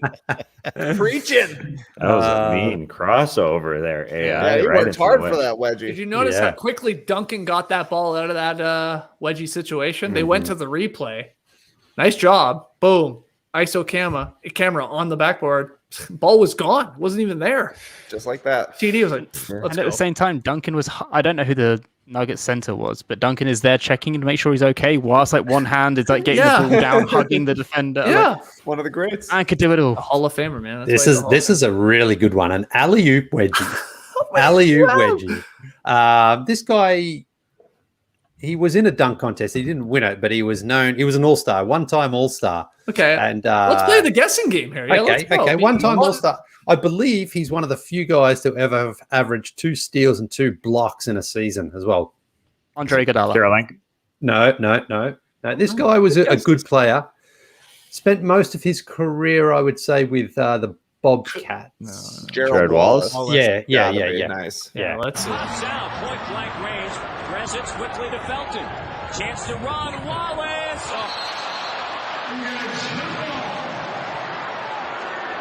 That didn't look smooth. Raymond was trying to get his feel for it and threw it quicker and harder than Gerald wanted to get there. I didn't think that one was going to work. It didn't look smooth. He almost had too much zip. Yeah, exactly. Had too much zip. Alley-oop is a soft pass. Of course, Raymond would make that 9 out of 10 times, but he was pushing it, and I think he's grimacing with that back some. Wow. Yeah, the old basketball too. Yeah. The ugly ball right there. Yeah. And the Reverend Henry Williams on the call again. Is your source Devlin? Because it's been Devlin every time almost. Hold on, was that Devlin on the call? Yeah, Devlin on the call again. Yeah, because he was the Bobcats guy. He was. I was listening to it. I was like, wow, that sounds like Devlin. But I'm like, there's no way that's Devlin. Yeah. Wow, this is incredible. He's just had all of these files waiting for somebody to come up with a name with them, popularize them, and finally disseminate them to the people. So the Wedgie Whisperer was originally Devlin, and it's been passed to Lamar Hurd. Yeah. All right, this next one, another Hall of Famer. Before we get to that, I just have to say that we are now at 10,667 because a Rockets fan has taken the top donor at $602. What? With the message, been listening to you guys since TBJ days, long time listener, first time caller. Appreciate you all brightening up my mornings of all these years. Happy to donate to such a great cause and such a great guys. Cheers and go Rockets. Wow. Incredible. 4 morning poops has turned into 5 morning poops. That's incredible. Oh, that's amazing. That's amazing. I mean, you guys have been dominating here. Like, I'm about to these wedgies are blowing my mind, Lee. Like, this should be like, it should be going nuts right now. All you wedgie freaks, you sickos out there. Like, this is gold here. I've got another good, clean, crisp, firm wedgie from a Hall of Famer. It's not an apple. Okay, let us guess. Look at this head dancing. A Hall of Famer. This guy was back in the news recently because he was back in his old stomping ground, though he didn't feel he got the respect and love he deserved being back in his old stomping ground. I saw this. Hall of Famer. Hall of Famer, legend, never won a championship, made the finals once. Patrick Ewing. Patrick Ewing. Oh, There it is in his classic baseline spin around move over the long arms. Oh my God. Of Skeetsy's old basketball coach. Right between the rim and the backcourt. In the closing minutes of the third quarter, Patrick was waiting for the double team and getting other people's shots. This time he turned away from any double team possibility to force that one up. Yeah, and the great effect there, HAD. Love it. On the replay. Absolutely love it. Yeah. Not my old basketball coach, Lee. He played on his team, all right? Jeff Nye, rest in peace, was the old basketball coach. You're thinking of Daryl Smits, a.k.a. Rick Smits, the guy I did a 360 on in practice, clowning him. Right. Big, giant dude. It's like 6'7", whatever the heck he was in high school. Yeah. But This anyway, is close great. enough. What? The legends. This is amazing. Well, this next one is How by many does he have? I got to go get another drink. Seriously, how long is this going on? This is the last one. This is the last one. And it's actually not a wedgie. It's a pigeon, but it is by far the coolest pigeon by one of the coolest dudes ever. Had a great nickname. Rest in peace. He's no longer with us. An old guy. Okay, let's guess, though. Yeah. Known for his dunks. No, Moses. No, not Moses. Daryl Dawkins. Daryl Dawkins. Check out the coolest pigeon you are ever going to see. Lester and Dawkins do a little shoving. And Dawkins threw the ball, went over the backboard, but it's lodged up top. Well, that may Wow. That was So cool. smooth. Awesome. Yeah, that's Very as smooth casual. as it comes. So, yeah, I think I'm out. Sorry, guys. If you need another hit, you're gonna have to wait. I don't have any more. I think you There goes my next question. Then. blew your That was load, man. huge, man. I will say my supplier, my dealer. Yeah. I said to him I want to give him a shout out, and he asked not to have a shout I out. respect that. That's And right. but I will say there's probably a good chance he was probably tuning in at some point tonight anyway, because he's a big fan of the show, and he hasn't DM'd me yet, but so he probably hasn't seen them. But He knows who he is, and if he didn't see it tonight, he'll see it tomorrow. So thanks a lot. I've been holding on to these. I've been sitting on these for a while, waiting for the moment, and tonight was just the perfect moment. Incredible. Absolutely. Incredible, Lately. You just came through with like 10 legendary wedgies. I know. It's just the wedgie gods don't give us 50 soon. Yeah. I do have a wedgie-related question, though. Yeah. Has there ever been a wedgie in a dunk or three-point contest? That's good. Yeah, the 3-point contest. You would that more Lee, likely. I has think it happened in the 3-point well, contest? I just think it's more likely than the dunk contest. But I don't remember. Did someone like misthrow an alley oop and just go? Yeah. I don't think so in the dunk. Yeah.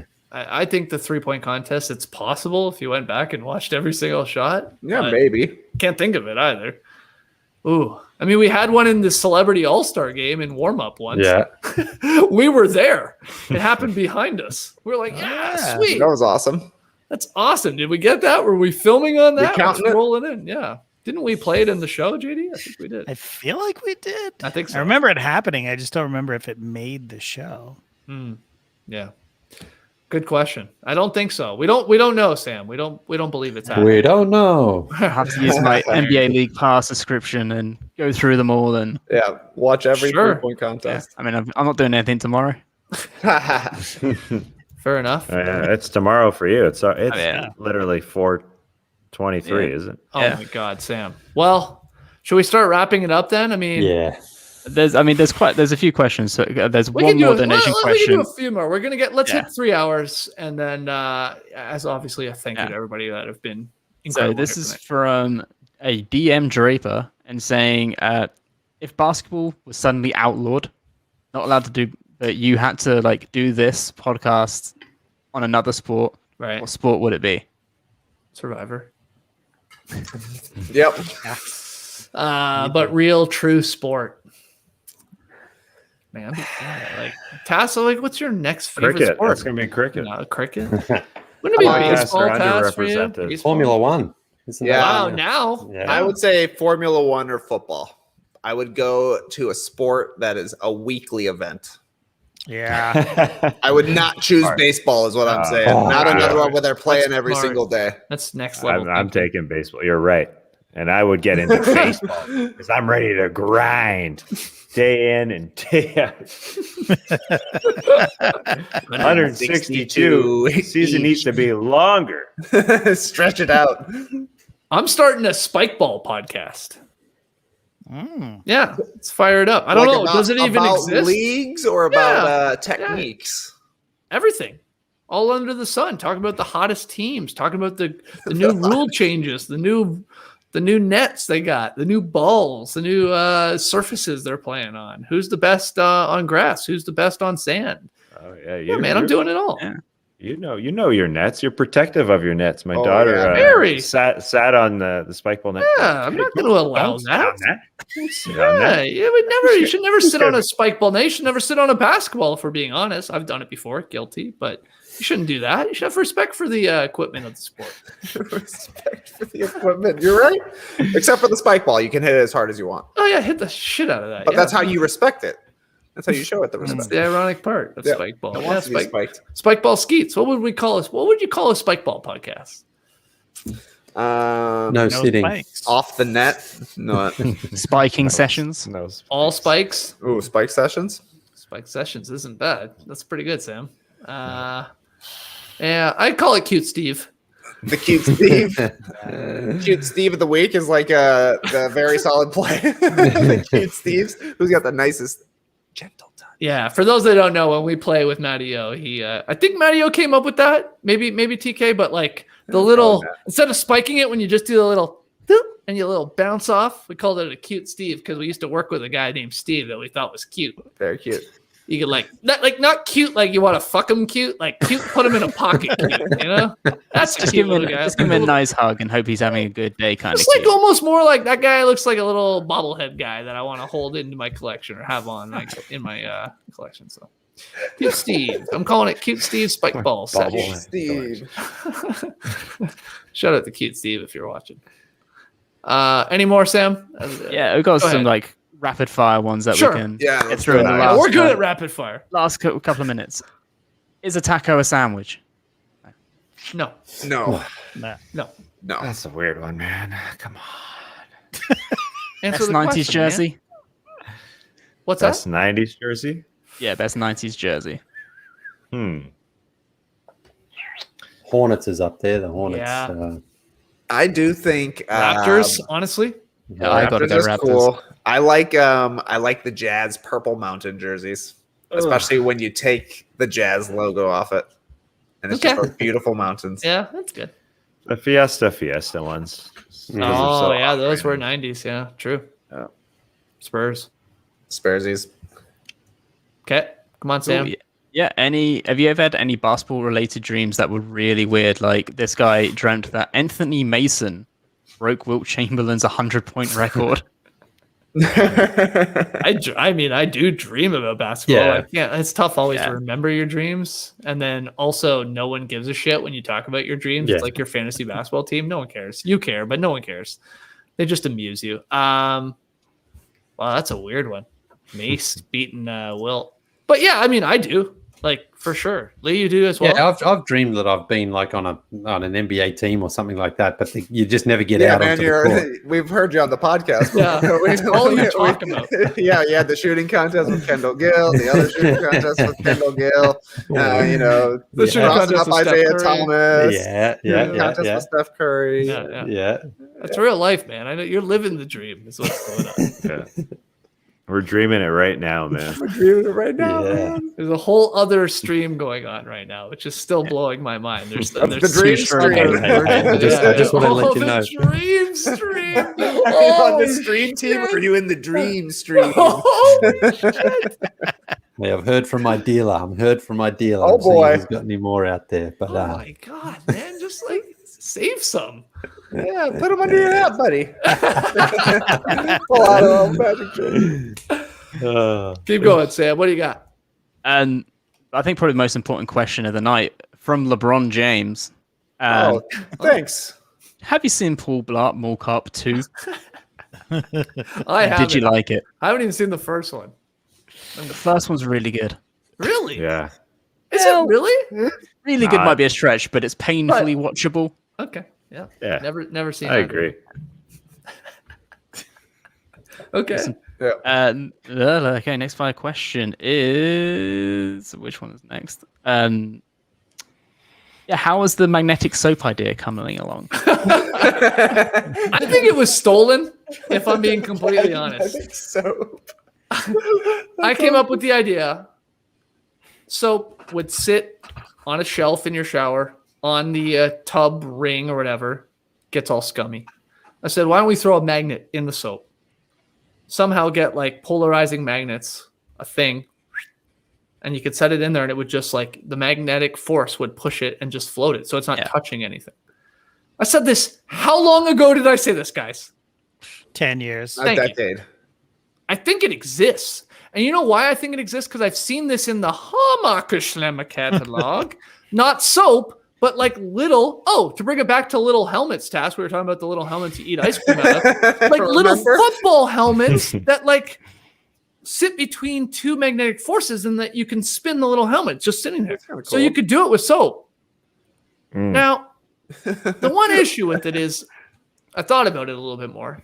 I used the soap, I washed my body, it's got water on it. I put it in this magnetic force. So it's floating, it's not touching, it's not sitting on anything. But in theory, it might drip, I guess.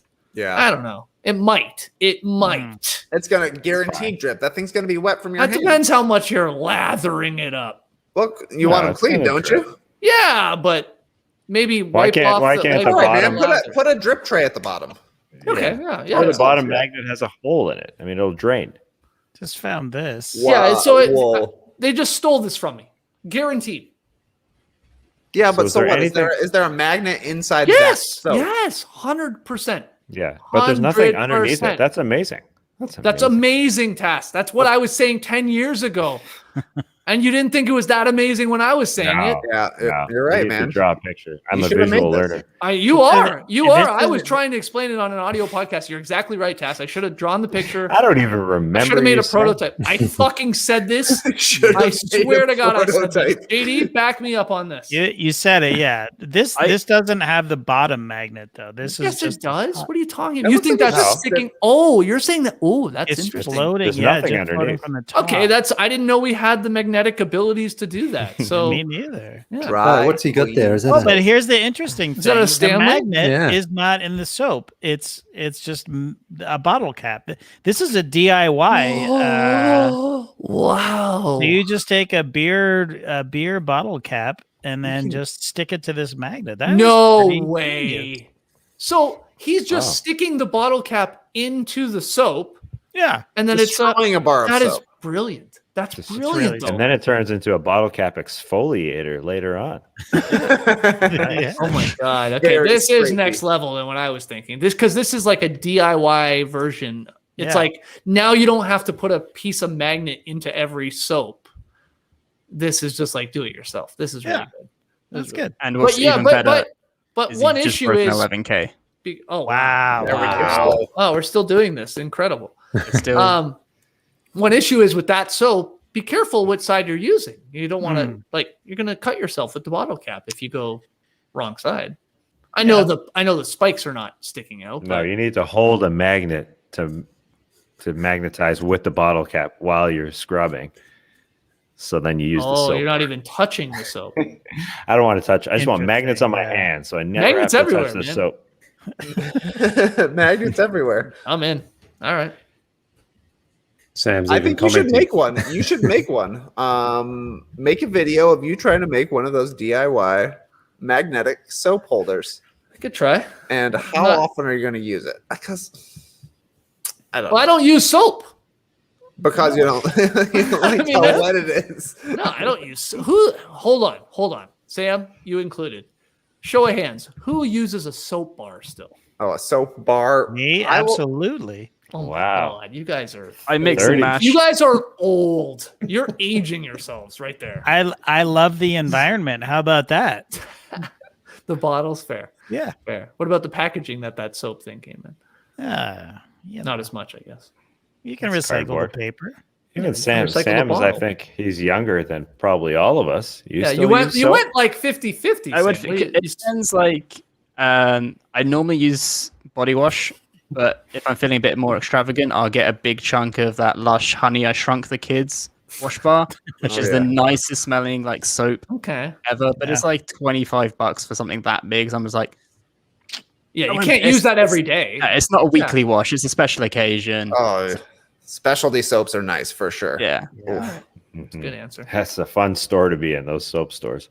So we will have a bar of soap for our older guests, like for an in-law that comes in. Yeah, that's what I said. They dated themselves. These guys, like the oldest guys on the show, put up. Yep, Irish Spring, love it. I mean, I'm sorry. I love the Dove, man. I'm a Dove. That's very nice. Yeah, man. I love the Dove. Yeah. Every time you see a bar of soap, though, I see it sitting there for my in-law. I sneak in a couple uses, though. It's nice to- Babe, I like the a bar other of part soap. about the soap bar. It's like it better be just you using it because that's Come on, don't worry about it. It's soap. Yeah, so exactly. clean. I don't love it. I don't like when I'm using that soap on my arms, my legs. When that was up Tass's ass crack. Like, I mean, yeah, it's washed off, I guess, but even the concept is a little weird to me. So, no thanks. Any more, Sam? So we wrap this up. So we can get one final question in from Yeah. Morning for Poops. He's coming with one final question. Is what was Excuse the me, biggest what did you call him? for Morning Poops? Yeah, you I read got it. backwards. Hey, you got it. No, it's correct. That's correct. Yeah, at first I said Morning for Poops. Yeah. I was just wondering how many That we is have. what the morning is for. After all. This is the way. Just what was like the biggest what if in like the podcast history? Something that nearly happened that was going to be either good or bad, depending on how you perceive the outcome. Oh, I know the answer to this for me. When we should have played them, the TNT crew in a game. I gotta respect the hell out of you for wearing a top hat for this entire thing. You like it and it's cool on you, so good for you. No, that was not my answer, but I love that you were like convinced it was. No, TBJ days back in the score, first lockout, 2000. Help me out. 11. Yep. Some of you know this story in the stream team, or watching later. Like, we were very close to living in what we were calling a bubble, which was a glass building on the corner of King and John, kitty corner to the Score network, that Tass and I were going to enter into this. They're going to put up cameras everywhere like it was Big Brother, and we were going to like live there together until the lockout ended. This actually like went multiple steps of trying to happen. Like, JD, you were like spearheading this obviously with Matty O. Like, this was a thing that was like presented to the big bosses. They loved it. Ooh, how much is that going to cost? You know, what will this take to do? Are they sure you want to? Are you sure they want to do it? And like, I don't know. It was like, I don't know how close we actually were to doing it, but it was in movement to make it happen. And that is the biggest what if. I think it would have been. I don't know. I think it would have been still hilarious. Tass and I probably would have killed each other in there. Who knows? Somebody may have left. Like, it would have been. I think it would have made. I've made a lot of like headlines and stuff like that too. I'm still convinced it would have been bigger than that. But that's a huge what if. It came very close. Like, we were walking the property. Like, figuring out where things would go, and then ultimately they decided it'd be too expensive. Yeah, and.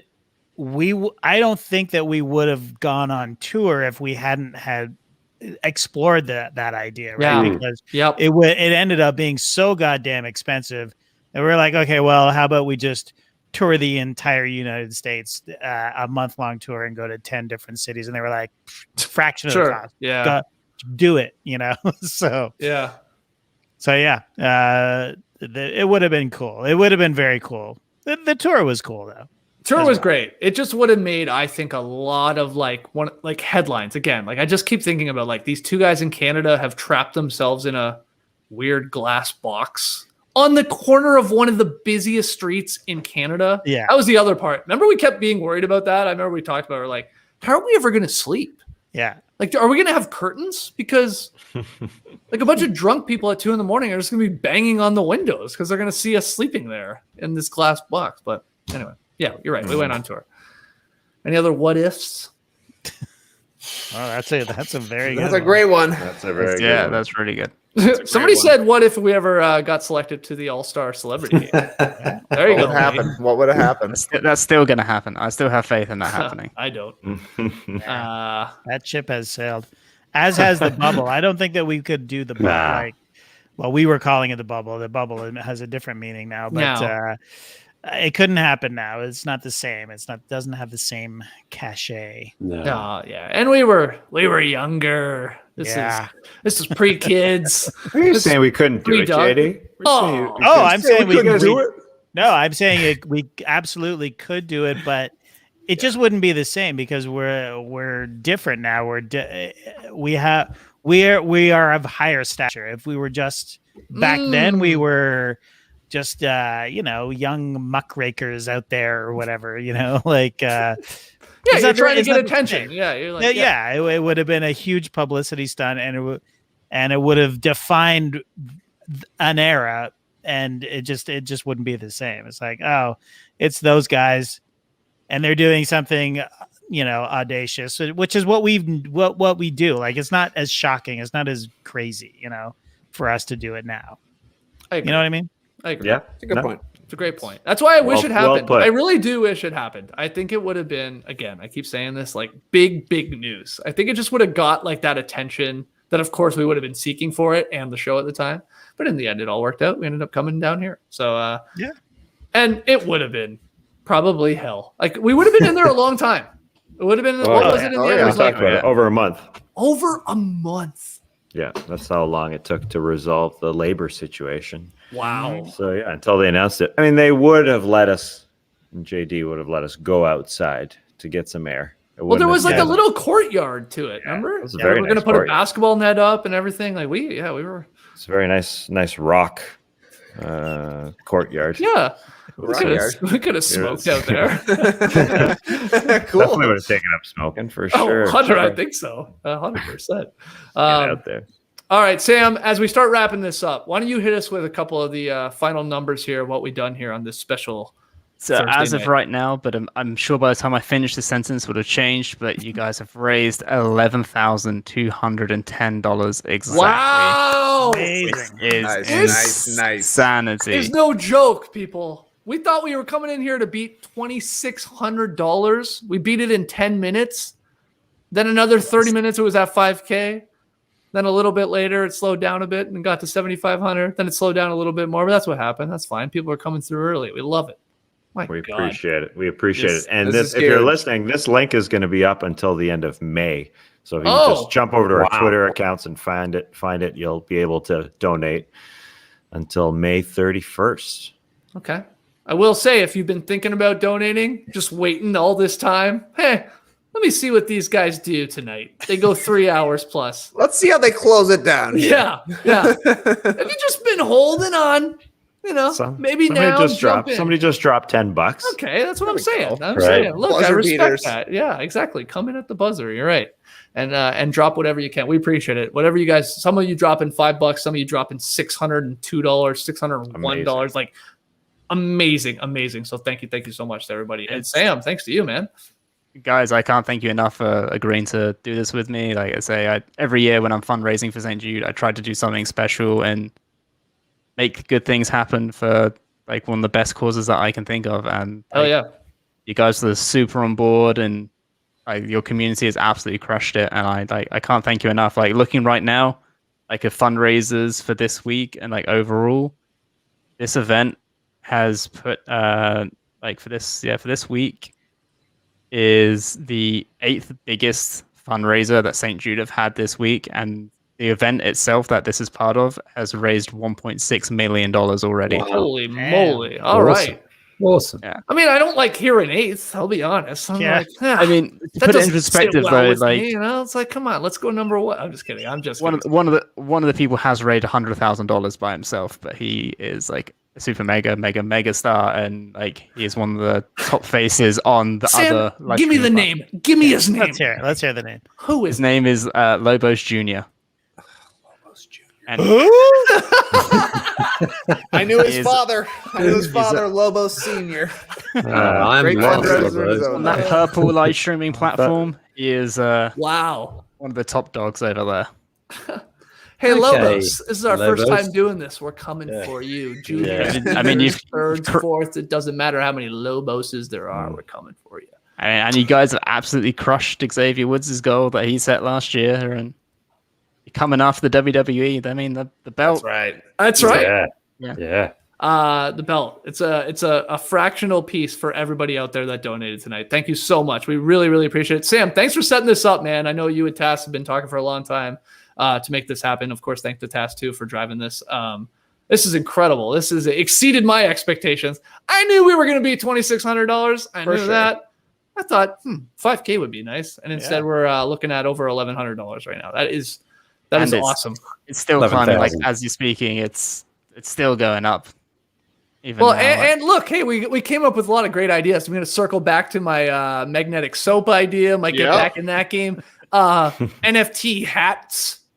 Oh yeah, great hats bits. Like, look at this guy. This guy. I mean, we did a whole thing where we put CDs in his hat. That was a thing that happened. Farewell, the golden horses. So we'll call it there. We got a show tomorrow. We got Tass's final What You Need to Know. Is that right, Tass? Is this the last one? Absolutely. Oh, my God. Wow. Oh, don't sound too excited. No, you've been doing a bang. JD and I were having a discussion, and I was more directly for JD because there was some chitter about next week. But just to confirm, last one tomorrow. Wow. The last What You Need to Know of the season. You guys have done an unbelievable job. I truly mean that. I enjoyed listening to it, and I know a lot of people have. And of we course, won the World Series. We did 92 shows. 92 shows. Like it's 1992. Like it's Joe Carter. 92. What Catching the ball from Mike Timlin. All right. Final one tomorrow at 7 a.m. Eastern. Then we got the Drop podcast around 10 a.m. Lee, you got something special? VSP, you got I don't know, Axl Rose joining you there, Slash, to do them VSP? Yeah, you gonna rip a guitar solo here? I've just got another guest lined up, Skeety, so you got the Friday off. You sit back and enjoy it. So, yeah, should be fun, hopefully. We'll see. All right. The classics keep coming from the Classic Factory on Friday. So make sure you subscribe to No Dunks. Thank you so much again. Sincere thanks to everybody that's donated tonight. And for those that donate, continue to donate. Like Tess said, this is going to be up for a while. If you're watching this later, which a lot of you do, it's right there in the YouTube caption section. Give a little money to a good cause. St. Jude Children's Research Hospital. We really appreciate it. Sam, thanks so much, man. Thank you guys so much. And yeah, I'm blown away about how much good has been done tonight from you guys, the community. I just can't thank you enough. And I know you guys will be getting an email from St. Jude themselves to thank you. I will. Yeah, I'm blown away. We're gonna do it again, fun, man. Don't worry about it. We'll probably do it in another 3 weeks. This is so much. It's all the stream team. Yeah, it's nearly 5 a.m. and I'm just buzzed. I won't be sleeping. I'm just holy shit, this really happened, and this was just incredible. That's awesome, man. Thank you so much for making it happen. Thanks again to everybody. We'll see you tomorrow. Anybody got a quote? Tass, you got something you want to take us out on? I see Trey's got one though. You got what do you got? What do you got? Do I? I thought you hold on, let's go to Top Hat Man. Hold on, let's go to Top Hat Man. Top Hat Man. Yeah. Come on, what do you got? Give us something fancy, sir. Gentlemen, I wish to bid you adieu. Embrace the life, people.